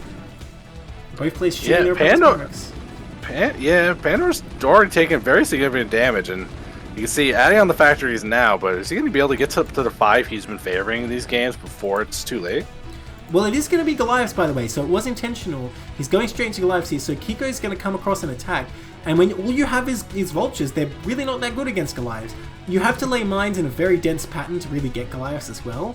Obviously in the middle of a fight, if you're laying mines in the place, anything can happen, but if there's wandering into minefields, generally speaking, they have to be like way close together to get a high number of Goliaths. By the way, is that barracks burning down? Oh dear. Pandor needs to repair that, and he's sending an SCV. You don't want to lose it this early, for sure. Yeah, honestly, with the Goliaths being mid, I thought there was an opportunity to actually just straight kill that. But barracks. you don't want to hold show the Goliaths him, right? back. He doesn't want to reveal what he's doing. It's a shame, because it would have been a sick move to be like, aha, you can't make your factories. But yeah, he doesn't really want to show that to his opponent. And look at this, getting the Academy. Is he going to wait for scans to come across? I don't know about that. Because I feel like with this Goliath attack, you really have to attack before your opponent gets a whole bunch of tanks. And if you wait for scans, it might be a bit too late. Now, it looks like he isn't going to wait for scans. He's just getting the scans anyway. And the barracks is going to fall. Well, no, it's not. Well, it's burning again. Aha. It'll fall soon enough. Now, wait, did he repair it literally like enough to stop burning and that's it? Yeah, and then the Goliaths came and hit it again. So that's a lot of vultures, though. I don't think you can actually take this fight just now. Well, yeah, with high ground, I think these vultures actually win this. Well, they are pretty bad against Goliaths. I don't know about moving on high ground. There's no mines or anything to go through. The vultures did die for Kiko, but these Goliaths he keeps still like shifting his targeting, though. Yeah, but look, there's enough vultures. They're just going to clean this up. And he doesn't. Yeah, with the reinforcements for sure. Yeah. So, but I mean, I don't know if it's necessarily bad for Kiko. Maybe it's not. Look, he's like flanking them. I don't know if that's a good move. You really want the Goliaths all together so they can gun down the vultures rapidly. And now it suddenly looks like if he doesn't like just kill all these reinforcements, maybe Kiko can push in because he has 2 Goliaths waiting at Pandor's base. Man, he needs to get his army together though. Look at all the units in the natural, in both players' naturals, in fact, just hanging around. Oh my god, this Goliath fighting from low ground again. I guess it's far up enough. It has no mischance. What is even going on? That Marine adding so much DPS in the back, but finally he's going to get picked off. Fights happening all over the map. Yeah, but none of them are for like any real consequence. They're just like units killing each other just to like kill units for the sake of it. Yeah, I guess so. I mean, I'm not really in love with it, but Kiko, despite everything, did somehow manage to sneak out a lead of this of the workers, and the barracks flying into Goliath range. So finally, that barracks Pandor is going to get taken down. But he already has 5 mates, should be in a decent spot.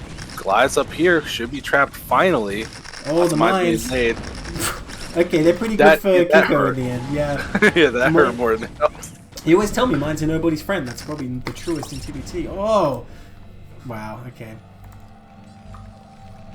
Okay, Kiko really needed to just like get a bunch of Goliaths together there instead of fighting like 2 at a time in 3 different locations, because they just scale better than the vultures. Now he's moving out with 6, but I feel like his window's really closed here. Now there's a bunch of mines out. I don't think he's going to get anything done in the end. So I mean, I don't know. I favor Pandor pretty well just because the vultures give more map control here. even though he's only just getting into tanks now, Kiko not making any tanks yet at all. Gonna go for Goliath drops though, which can be brutal. Oh, look at this, a counterattack from Pandor though. He needs to move those Goliaths in formation to block this entrance. It looks like he barely does. Oh, does he see that dropship? He does though. That's pretty important scouting. Yeah, he needs to run away though. He can't get in there. I don't know why he's trading away all these vultures. That's a bit of a mistake if you ask me. Yeah, it feels like there's not enough going on to justify this kind of lack of attention we're seeing. Like, we're only 9 minutes in. It's not like it's, you know, max army is like really drained out at this point. It's a little surprising. Going like, oh no, this tank though. Oh, that's a huge pick off for Kiko. Oh, or is it? Or is it? Is it the would bait, be. the hard bait? Nicely done. A mine goes off on the back to Goliaths, reducing them to 1 HP, so they will get picked off pretty quickly here. Mines continue going. Looks like Pandor's going to be able to defend just fine here, but the Goliath drop is on the way. Flies right over the... Yeah, shut up about my predictions. He's fine. But the drop in the main is going to do huge damage. Pandor tried to lay some mines, but they weren't where the Goliaths actually want to drop, so they're just gunning down SCVs rapidly now. And the thing is, he can just pick up any time. There is no anti-air. He can just be like, okay, I don't want to fight here anymore. See you later. Will he, though? Okay, nice. And he can continue the harass. This is actually really deadly. This is one of the strongest early game strats if your opponent isn't prepared for it. Needs to be careful. That tank is pretty long range, though. The tank can not do anything, apparently. It can and will, 2 different words. Oh, the mine, though! He doesn't pick up or target the mine. Lost 3 out of 4 vultures to a mine so unnecessarily. So now this harass is pretty much over. One Goliath, pretty easy to deal with, just if a tank's in range, it just shoots it down. So Kiko did his damage, but now the attack is over. Third base has come up really fast. Now, we were talking about taking third bases before 5 fact. We'll see how this works out. He has 4 factories now and a starport, so he has some military force. Look at this, he's just flying around with another drop right into the jaws of Pandor's army, just giving up these Goliaths for free. Like, he does lift them up, but that was not the play.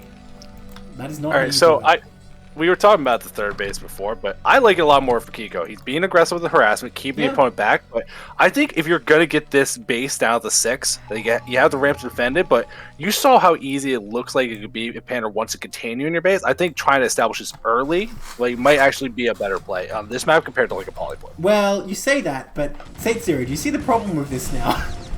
Like literally 2 seconds after you say it. Yeah, okay. Look, when we cast like PvP, everything I say is probably wrong. We're casting TBT, give me some credit, alright? Like, this is the problem. You need map control to be doing this. And yeah, he's been doing good damage with his aggression, that is true, but he just can't maintain this aggression and control the key place on the map. Now, as he moves out here, you'll notice his natural is exposed. Now, that's not to say Pandor's going to be able to exploit that, but just, I want to make the point. He's still getting some damage with this Goliath drop in the main, though. So yeah, that is true. That is kind of crazy. How many kills do they have? 5 kills. 6 kills. They're still alive. Goliath versus Goliath. Who wins? It's Goliath. Okay, finally cleans it up and hitting that dropship now. But look at these mines causing trouble as well. Oh my god. Like, as much SCV damage as Kiko has done, he just lost all his worker advantage because of that this harass here. And now, even he's losing position on the map. If Pandor's taking this high ground bit, he's not far off from taking the center of the map as well, which is a huge advantage. Now, will he win this fight? Looks like with all these vultures, he certainly will. He's just going to get right on top of those tanks, and he's pushing forward to the natural. See, that's the problem. Kiko running over here to the third now is exposed here. Like, you can't be taking 3 bases this early and trying to maintain all these locations. Pandor pulls the tanks back, but that might have been a mistake. Maybe you could have moved in here and really taken this location. Okay, I guess we have a Wraith coming up. Not ultimately, but these vultures going to do huge damage here. Picking off even more SCVs, getting into the main. One tank trying to stop them, but honestly, that's just free meat for them. They lay their mines. Are they going to run away from the mines? Oh, okay, no. Well, that was a bit disappointing, but nonetheless, is this deliberate SimCity to contain them? I don't think so, but it kind of works out that way. But they are coming in to kill more SCVs now. Oh my gosh, this is huge damage for Pandor. I will say he should take his own third though. If you've got 5 factories, you have my official TVT permission to take a third, so I wish he would. That's the only thing I'd say right now. Okay, I mean, that's fair enough. But Pandor found a great opportunity to get in there and really kind of get some damage done. Now, you're saying earlier, it's like if he gets control of that to where he's got those 2 tanks in the middle of the map, he's not far off from getting the middle. But Yes. like, how much army and units do you actually need to actually go for that? Like, Well, being in I'd a good say- position with for like too few units sounds like you're spreading yourself too thin, which you just yelled at me about. Yeah, it's true, but if you're quote unquote spreading yourself thin, but also controlling all the counterattack paths your opponent can take, it's kind of worth it. Like I'd say if you had like 4 tanks to put in the middle, and obviously you need like a Goliath to deal with this Wraith, then that would be worth it. Now these vultures coming up here might not work out that well because there is a tank to defend. I mean, good engage against the opposing Goliaths, but he cannot hit that tank. Can't come in here even. Nice mine location though, getting some vision. Oh, he's gonna come in here? I don't know about this. As long as Kiko targets these mines, this is not gonna work out. And yeah, I think Kiko's gonna do that. Oh, well he gets 1. I mean, I guess given those vultures had laid a lot of their mines, it wasn't the worst thing, but could have been better. But still, Pandor not taking this 3rd base. That's the only thing holding him back.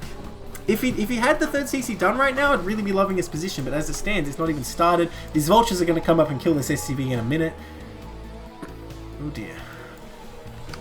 Well, there's your 3rd CC over at the 9 instead of the 12. Also Oh, we there, got so both. again, yeah, Same- just like same what we saw on pattern as Butter. before. Yeah. Immediately gets 1 canceled off as he dies so quickly here, but still the 1 of the 9 in a decent spot here. I feel like it's a little weird to expand towards your opponent, or is that like Oh, in I'll claim TVT. space while I can? In TVT, well, hang on, a big attack going on. We'll talk about that in a minute. I mean, I think he realized those dropships are out, and he's like, well, okay, what have you actually got here? He's just going to bust in the natural here. But again, there's no Goliath. So as strong as this is, unless he like kills a CC or a bunch of ACVs, he's only really just killing army here. Well, we'll see what he gets done. Because this Wraith will pickle this off eventually. The Vultures, though, are going to do more damage. He's lost so many SCVs. Where did the dropships even go? Oh, they're coming back. That explains it. But what are they going to do? Drop in front of all these tanks and get murdered? Pandor doing huge damage now. Wraith even goes to clear off the Vultures at the 12.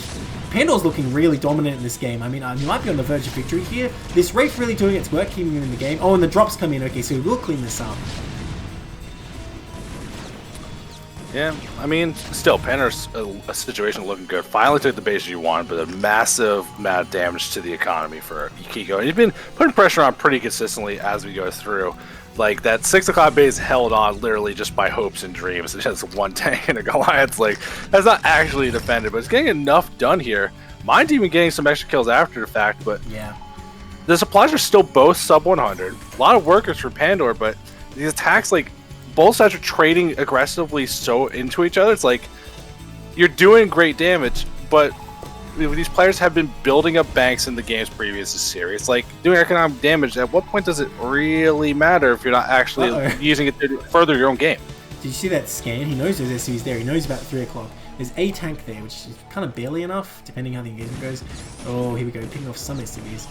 Yeah, look, the thing is, Pandor could have had a 3rd CC done like a long time ago, and if he did, I think he would actually be like in a winning position. But as it stands, he's kind of just barely catching up in economy. And as you say, because this drop, oh, this could be huge. Bravely flying over the turrets. How much does he actually have in here though? Because Pandor's coming up. Is there a single tank? Okay, there is a single tank. That is not going to do it. Quite frankly, it's not going to do it. Oh, is that Wraith going to die? Uh-oh. These dropships going to take so much damage here. How many are actually going to make it out? Looks like 0. Oh my god. Huge blow to Kiko there. Pandor securing this position. That's actually pretty huge because now Kiko's offensive power is very limited. That said, Pandor does not have tank lines set up anywhere. His units are sitting very far back right now. He needs to establish a position on the map. He has the mines, but that's all he has. I mean, like you said, it's a huge blow to Kiko's army, but it's like, you have his supplies. The armies are still pretty even. Like, losing the dropships is the worst thing about it. Kiko was ahead for a bit, but now he's not. Yeah, but like just minutes ago, you're going with Pandor. Like, I think that's a problem we're seeing between these two players. Like, as the game's getting a little more developed, more of the match being taken, it feels like neither of them are super comfortable like how to get a lead that isn't immediately thrown away because they're out of position.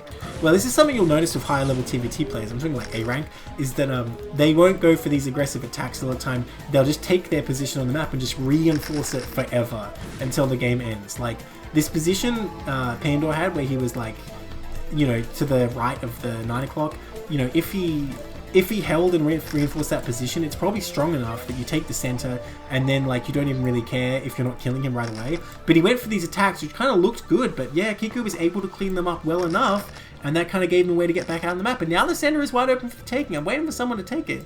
I was talking up the center at the start of this game. Oh my god, Pandor going for the mineral only. I don't like that.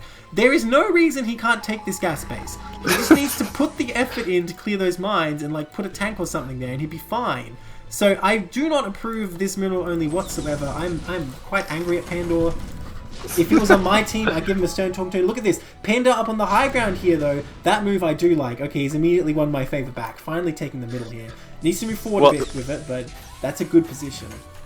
Well, I'll be happy about it when I see a CC and actually using those gases. Like, not just... These are, like, tanks here are in a good spot, but most of the aggression we've seen from Kiko has been drops. So, like, controlling the middle part of this ground, it'll be good for you, like, if you want to take more bases, but Vander has been a little slow on the uptake, trying to take more economy. Yes, absolutely. I mean, we saw it earlier as well. With Kiko having had this third base the whole time, is the only reason he's been able to deal with all this like aggression Pando's been putting on, because he just had more stuff. And you can see how inefficient it was for him, though, the fact that the supply is pretty much even right now. Now, I mean, all else being equal, I guess if Pandor has a mineral-only base and Kiko doesn't have any other base, it's technically helping. Vulture's not a bad unit by any means. Valkyrie's being made, so I think Pandor is not as sneaky with these Wraiths as he hoped he was. I guess double starport is kind of a giveaway. But I wonder if these like 6 Wraiths or whatever he's made is really enough to justify Valkyries, 5 Wraiths. If you make 2 Valkyries, are you really getting the better end of this? Because who's to say you're even going to catch the Wraiths? I don't know, it seems like a lot of expenditure for really not that threatening a move by Pandor. Now look at this. Goliath, I mean, that's bottom right. Sorry, you go. Are they, I guess the Valkyries make more sense if Kiko wants to keep leaning into the drop play. Like, he's going to need the escort, maybe a shield for some of these turrets and stuff. That's really trying to force the issue. I don't think he's going to be making dropships again, though. Well, that said, he's got a second starport on the way. Wow, he really is going hard into these Valkyries. I don't know. I don't know about this, because I feel like Pandor's not really that serious about these Wraiths, right? He's not making them right now. Okay, he's making dropships, though, and if dropships end up running into... Oh, he's making Cloak, alright. Yeah, maybe. Maybe Kiko has just seen further ahead than me. Man, well, I mean, we've already seen how weird it is to play the ground game in this map, and like we're seeing Cloak from Pandor, we're seeing like leaning into that, we're seeing Valkyries as a counter. I'm ready for this turn at the Sky Terran versus Sky Terran. I know you're not. I want it so bad, man. Okay, just look at the right side of the map for me. Tell me, what's the battlecruiser doing for you over here when literally no one even has vision here? And finally, Kiko, like, look how much Kiko has that he could just move up here and there's nothing in his way. He's just not. All right, counterpoint. Uh-oh. Imagine the Valkyries in the middle of the map that Pandor is controlling, and they can go anywhere reasonably quickly. Look at these Wraiths. These Wraiths have no idea like how much effort Kiko is putting into murdering them. I'm surprised he's not committing the Valkyries to hit there, because he probably could take out a couple of them, but nonetheless. Okay, the Valkyries are revealed too now, so he might as well have committed them there. Finally, a 4th base trying to be taken for Kiko, but the SCV did get picked off there. And Pandor finally going to take a 4th gas here. At least he has the mineral only, I suppose, but he could have taken that gas base the whole time. Literally nothing stopping him. What about the middle? He could have taken the freaking double gas in the middle. Yeah, I don't dislike it, but the problem is, you know, if your opponent is like, okay, my objective, I'm going to bust the middle, I'm going to put all my effort into that, and they succeed, they get a base out of it as well. So I think it's fine to take this far away 12 o'clock. I think that's a better move. I wouldn't dislike the middle that much, but I don't know. Yeah, I'm actually surprised that Pandor's minerals start right now. I feel like you never see that happen in this matchup. Yeah, I don't know either. Like, he's making a lot of vultures. Oh, running into a mine there. I mean, that's the thing. You try and spend the money you have on its minerals or gas. It's just better if you have more gas, they can make more tanks. Either way, you don't want that much in the bank. And, you know, when you get maxed, you inevitably bank minerals and have to make turrets and whatever. Wait, was that a mine? What just happened to Kiko's army? Okay, so look at this though. Now Kiko's taking a really good position. He needs to move up a bit more on that high ground. But if he can maintain this kind of 3/4 map hold he has, he's going to be a really great spot. Now, there are dropships out, and that gives Pandor a lot of options to bust positions though. But again, there are Valkyries out. If the Valkyries are just in the right position, they will do a lot of damage to these dropships. Oh, man. Oh my gosh. Where's he going to go with these? I'm just waiting for the inevitable clash. Finally, this game's calmed down for 2 minutes, but we know it's about to get hot again in a second. There we go, he's going directly south. Is he just going to go straight to the main? No way, there's turrets and stuff, right? Oh, maybe not. Oh my god. I mean, a lot of his attacks have been focused at the natural, trying to cut reinforcements maybe, so we'll see if that ends up being a move. At least going south, like, he's going to avoid a lot of the turrets and everything, make a decision, maybe go towards 6. Dude, if you do this, you need to bring those Wraiths though. This would be so powerful if you brought the Wraiths with it. Because they can just pick off any tanks nearby, any opposing drops that try and come on this. It would be brutal. It would be almost game ending. This is scary enough as it is. Now, Kiko is reinforcing his top right position. Not really too fussed about this. Yes, bring back a bunch of tanks. Doing a lot of damage so far though. One of those tanks is at siege, which is a bit unfortunate.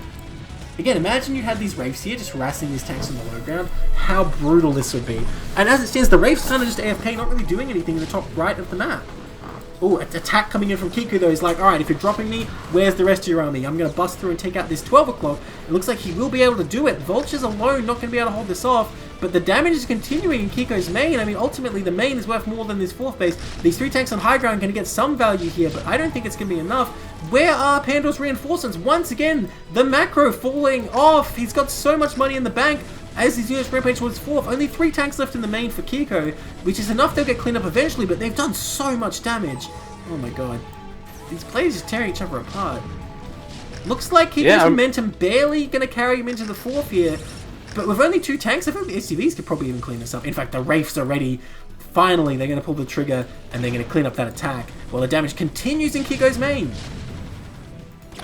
Yeah, lots and a lot of production here for Kiko, and yeah. He's got the lower right side, so he's just remaking it instead. He was just ready for the base trade, but he didn't.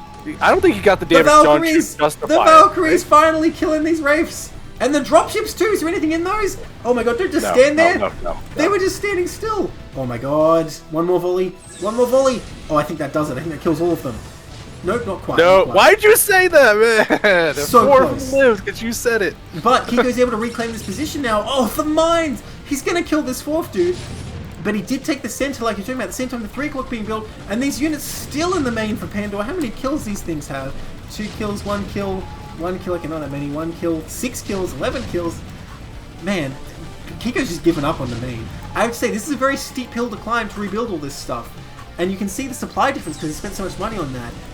Oh, Pandor manages to get a couple of tanks in under the Valkyrie's nose, though, so he saves the 12 o'clock. Oh my god, what is even going on in this game? At the same time, Pandor took the center. Man, Pandor's still looking pretty strong, even though he's lost a bit of position on the right side of the map. I mean, he's taking out so much of the opponent's main. Look at this. Look at the supply difference. Like, you know how much investment Kiko's thrown into that bottom right, which Pandor's scanning around, but he doesn't. I don't know how much he knows about how much was rebuilt here, but still, like, as Pandor, you got this big lead. You've done so much damage. Kiko's been expanded, but it's like you can go somewhere and put some pressure on. Do you just settle for, like, I'll take the 3 and just cut the map in half because I got the middle, or you try to, like, go for, like, the real fucking, like, Hail Mary hit? You just go for something big. If Pandor takes the 3 and, like, fortifies this and every other location, absolutely he has won the game. That's all you really need to do here. But the problem is, can he? Because you can see he's kind of thinly spread on the defense as it is. Are these dropships full? Did they all get repaired, or are these all new ones? I guess they all got repaired. He's got a big drop coming in here. I don't know if he knows about the 3. And honestly, this bottom right base is very well defended. Dropping there would be an absolute disaster. I hope he doesn't go for it. This Valkyrie just waiting. Oh my god. Oh my god. Okay, he sees the 3. Is he going to go for it? Surely that turret's going to let him. No, he's going for the bottom right, but no, this is not the play. This is the worst possible place to drop. Oh my god, this is going to be a slaughter. Look how many units coming back in for Kiko.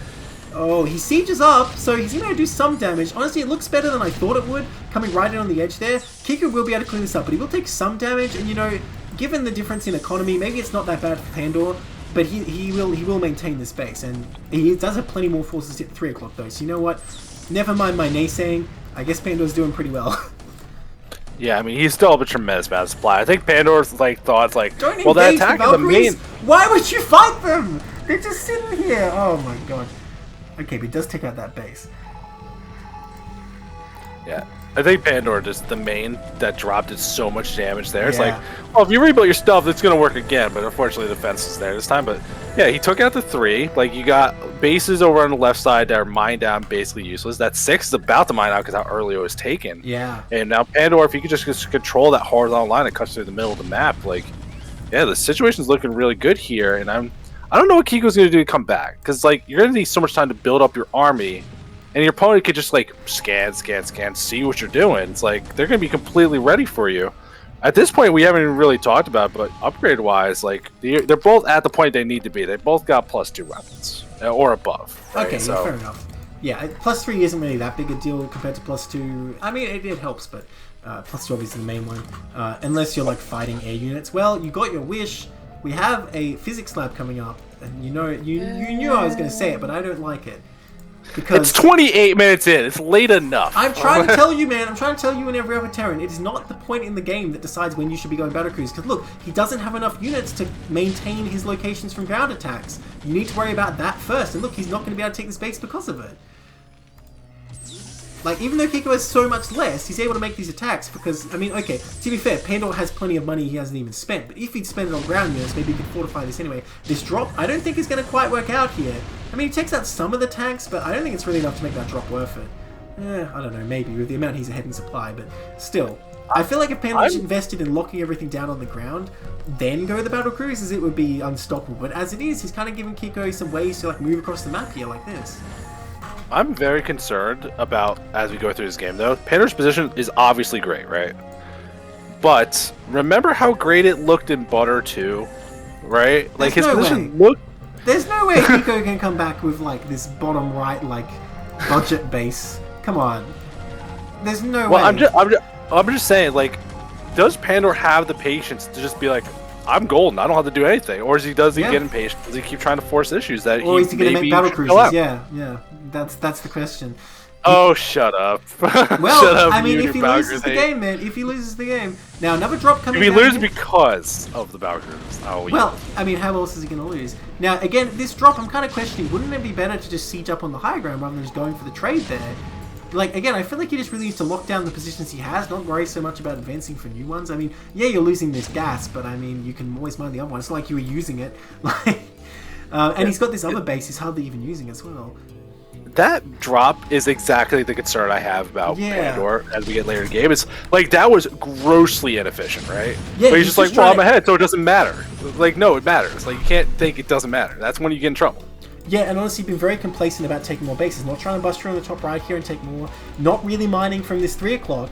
And, you know, Kiko obviously is mining from everything he's got, little as it is. He's only got these 2 bases, but he sure is using them. I mean, yeah, you've got a point. If Pandor gets too sloppy, I mean, anything can happen here. He's getting down here at the natural. I would love to see him siege above this middle only, just so Kiko can't take it later. Is that a depots maybe? Of course, Kiko just has to make depots wherever he can because there's enough space. How the fuck is Kiko just sneaking SCVs up to the top? Where he's like, I'll take this. About, man. You don't want it, I'll take it. This is what I'm talking about. Fuck? It is not. He didn't make a battle cruiser yet, so I can't say it. But it's not time for battle cruisers. It's time for the ground army to secure these locations. Look at this tank gonna wander in, get picked off. Or maybe not. I mean, you want to talk about the 30 supplies just hiding in dropships by his natural constantly? Well, here it comes. Here it comes. I mean, if he can bust this top right, it definitely looks a lot better for Pandor, and it certainly seems like he'll be able to. I don't really see how Kiko can stop this. Unfortunately, the moment the SCVs go over here. I mean, he can siege up, and... No, it's only 2 tanks. There's no way. Is he going to drop that, though? Yeah. Right. Is there an element of, like, kind of what we see in Pandor here that's like, well, Kiko thought he was being slick. He moves stuff up there. If you're just waiting for your opponent to be slick, and then that's when you attack, he's just like, hey, look, it's so tempting. Go for this. Well, this is what I was saying about like higher level TBT players. I feel like they just kind of lock down a position, they wait for their opponent to try something dumb, and then they punish it.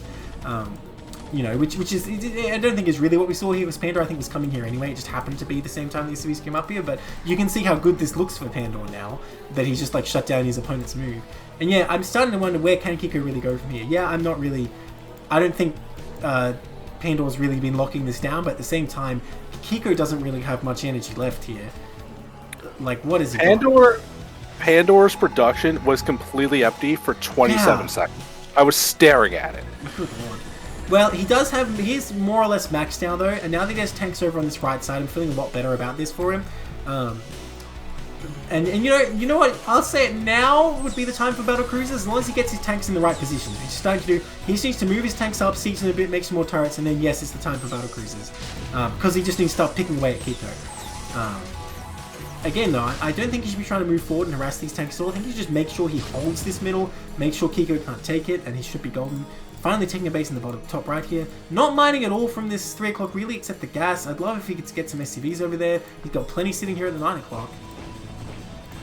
I feel like for how late in this game, if you're even considering, like, we still see Pandor making more wraiths, still doing some stuff, and we're standing on armories now. Why weren't you working on ship weapons this whole time? Yeah, for sure. It could have been good. Although I don't think it's been the kind of game that's going to be like, oh, he's barely beating all those Dolife with his +3 ship weapons or something. Valkyrie's still coming out. Valkyrie's not very good against battle cruisers, I don't know if you're aware. So, well, I like this vessel because you're going to be low on minerals mining out. Oh, these wraiths getting taken out. The vessel can give you D-Matrix and EMP, both of which can be very useful. Big drop coming out from Pandor again. Are we going to see another sort of suicide run here that's going to equalize things a bit? I do not want him to try and drop this position in the middle. That would be a disaster. Look at how much Kiko has here. maybe the bottom right now. Do you think he can break that? I think maybe he can. Tanks are already there, still a decent amount of turrets. Only Like 3 now. if you break it, I think it's gonna be inefficient again. Like it's kind of going to the theme of what Pando's been doing. Yeah. It's inefficient. Not go for it. Tanks see what's going on. That Valkyrie's Valkyrie, gonna surprise, so it's gonna force the action. Yeah, why would you like find the location on the map where your opponent's tanks are and drop on them? That doesn't seem like the strongest move. Well, he has sort of enough, but it's not super efficient. No, I guess he doesn't have enough, huh? Yeah, that is not the way. Honestly, if he wants to make battle cruisers, sacrificing these dropships is fine. He probably should have just let them die. And as long as he has enough tanks to maintain the positions he has, if you just let your dropships die, then you have supply for battle cruisers. He is producing 4 now. I'm not sure where his other starports are. Oh, they're in the main. He just made space. Fair enough. So,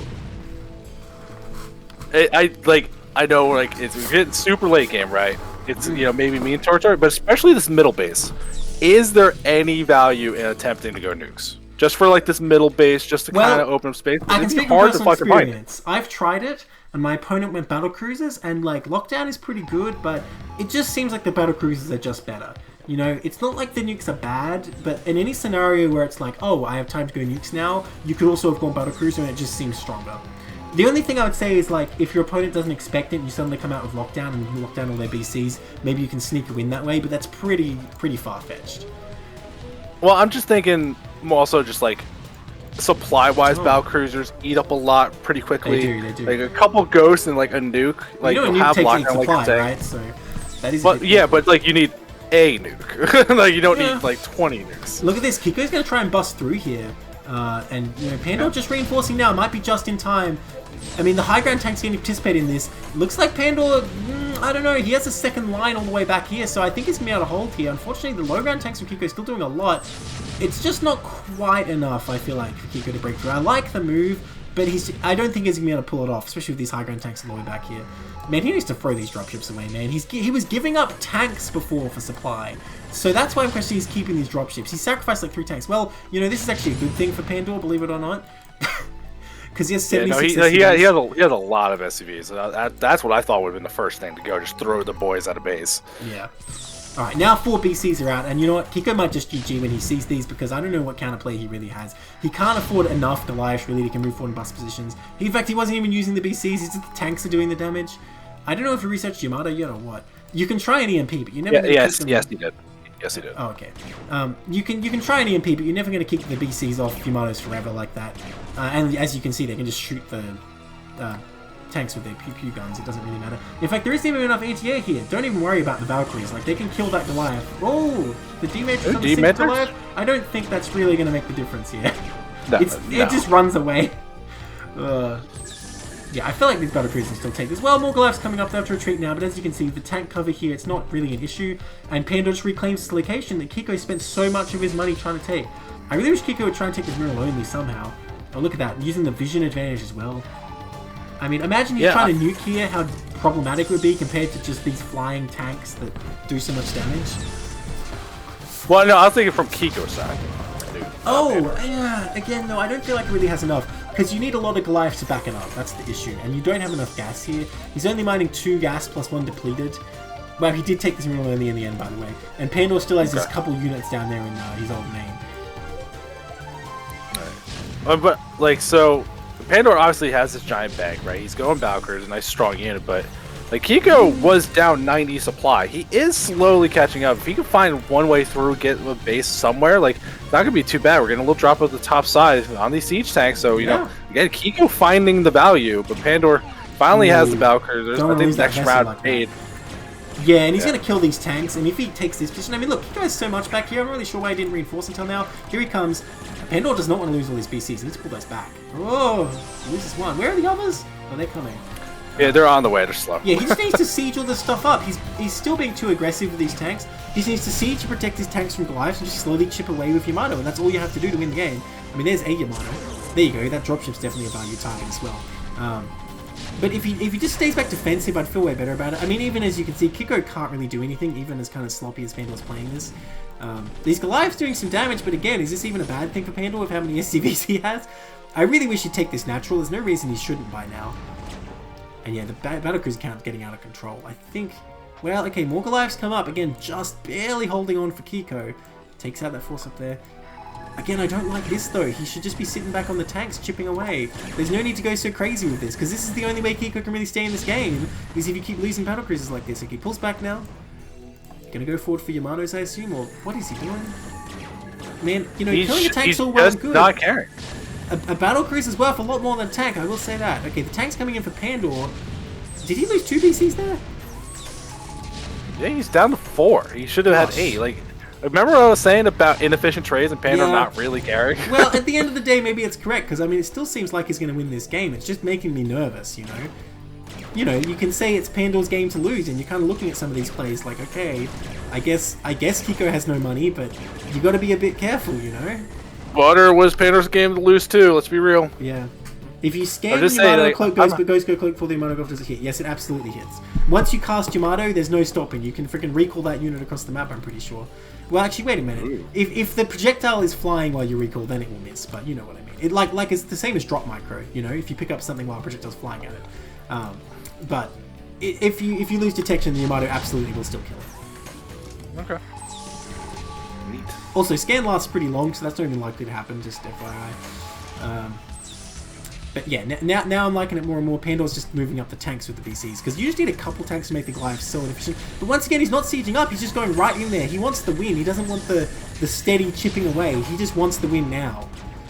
I mean, we're 40 minutes in, he has done steadily chip away anything. Well, I'm saying, if you want to play TBT, that time is ended. If you want to play TBT, you need that patience though. And look at this drop sneaks through. How does he even have money for 4 dropships full of stuff? I don't even understand this. And now he's going to take out this base, and Pandor's been so sluggish about taking this other one, hasn't spent any of this mineral bank on turrets. Like, this counter damage is going to go through. He's hardly mining from this 3 o'clock Eva. Wow. This is actually going to do huge damage. And because the BCs are so slow, like, and by the time they get there, just take the dropships and leave. Well, and you can kill the CC. I would like him to lift up and go hit this other base, although there's nothing there. I guess the dropships themselves are going to leave, which is fine. Yeah, sure. But he's like, kiting. Nice, this has just been PC. This has just been such an interesting game, though. Of Pandor, like, a giant economic advantage, and Kiko is like constantly like, no, I'll find my way back in. I'll find the angle, and he's like been really looking and finding a lot of good value. Are you kidding me? How much this is done, dude? He is fighting tooth and nail right now. It's impressive, but I still don't even see how he can win. It's just, this is just a brutal like fight to the death. This isn't like an elegant karate match. This is like, you know, they're drunk with knives. Well, and so here's something you got 50 times. Something you gotta think about right now. Look at Pandor's actual income, not the bank. I know. But that said, though, Kiko's about to mine out. He's starting to long distance mine from this mineral only, and that's but like Pandor's mining from. Pandor is mining from 2 bases with 7 of his 7 SCVs. Or 70. It's ridiculous. Yeah. They're just hanging around, not doing anything. Kiko, I don't know if he meant to sacrifice those. Not that he really needs to yet. I don't know about that. He still has his own mineral only, true, which Pandor neglected to deny, so he does have mineral income. The gas is what's important, though, because Vulture's obviously not going to do anything at this point in time. Turret's not that important at the moment, either.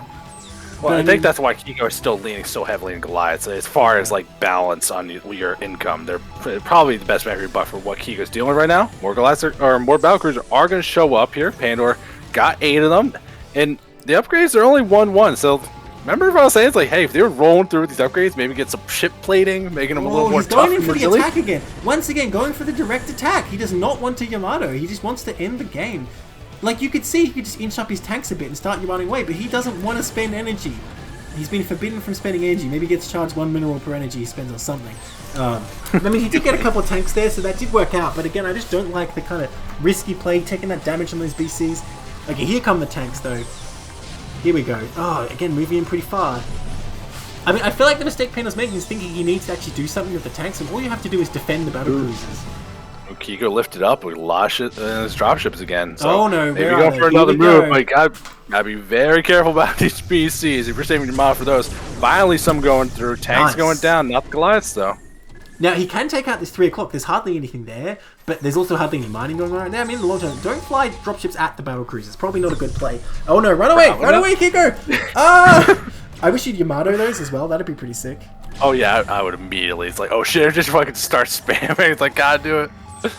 Okay, they do turn back. How much does he have in there? Does he actually have a lot? Damn, he's almost max. Dude, if he drops the main... Hang on. What's actually between these dropships and the main? Okay, no, he's staying back though. Finally, the Yamato's starting to break through. Moves up the tanks. This is the kind of play I wanted to see. You just kill the tanks, and when the tanks are gone, use your own tanks to take the position, and eventually Kiko runs out of space here. Although, unfortunately, the high ground tank's doing a lot of damage here. Another Yamato looks like it's going to come up here. Oh, Goliath's ready for the kill there. Are they going to take it out? Ooh, they get that one. Anxiety. Okay, one finally goes down. Thing is, he has 2-2 on these battle crews now. Oh my god, these dropships. Where are they even going to go? They're just going to drop the bases again.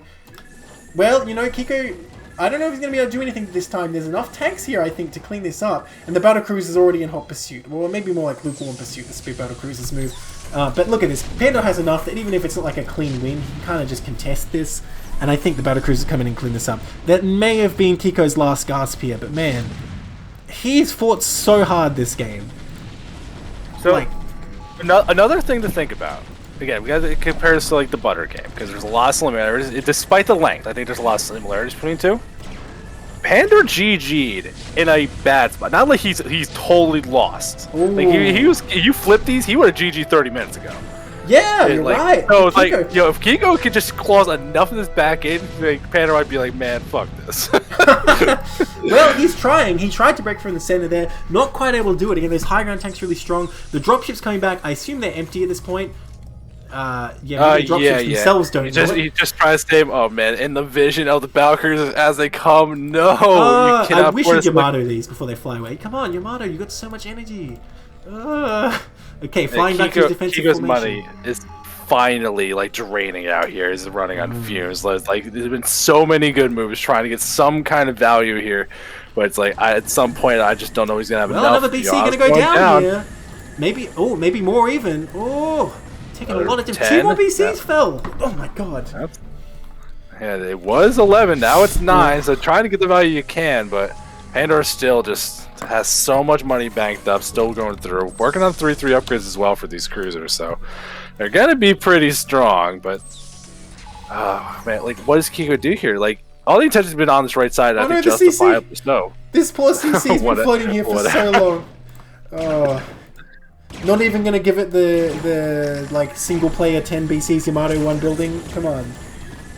Okay, now this is hard for Kiko to deal with. This is kind of like carriers, where it's like, okay, the Goliaths are going to take a really long time getting all the way up in here, and then the BCs can just fly down to a different location. I mean, even he can fight that one Goliath. How many BCs does he even have here? 5. That's not that many, to be honest. There's enough Goliaths here to defeat this, especially with how injured they are. If Penom loses all of these, I don't know.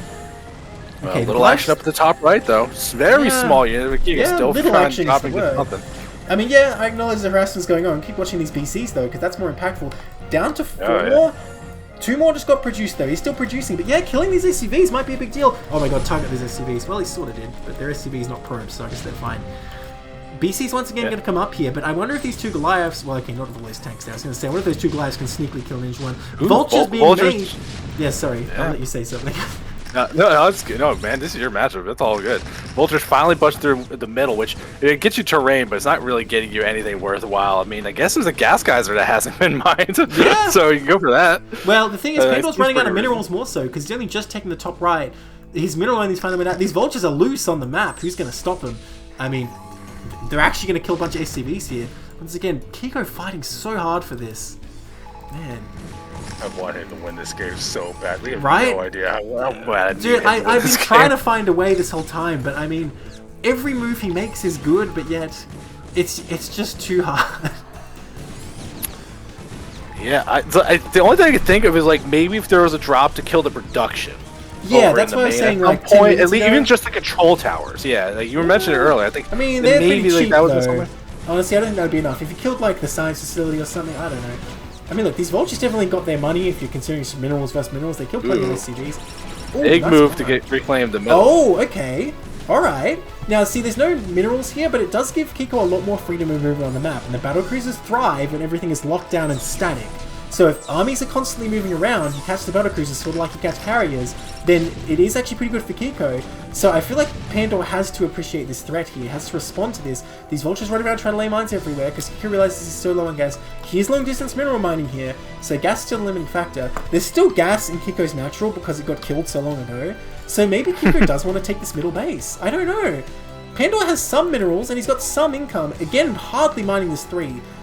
Look, there's conditions Kiko can win the game, but I just don't see how they're going to happen. How is he going to deal with this battlecruiser fleet? There's so many... They've all got energy if they'd only use it. Is that even enough Goliaths? Maybe now Pandor can just A-move it? Yeah, I'm not sure. Like, we keep seeing things. I see a lot of dropships. Or anything in any of them. Looks like if they're full of Goliaths right now, avoid... that'd be good for Kiko, but I don't think they are. All these battlecruisers taking 1 damage, though. Oh, he's going to lose another one. Killing a couple SCVs at this point, not worth for a battlecruiser. Oh, rip that SCV. I guess he was a traitor. Those Goliaths had to execute him.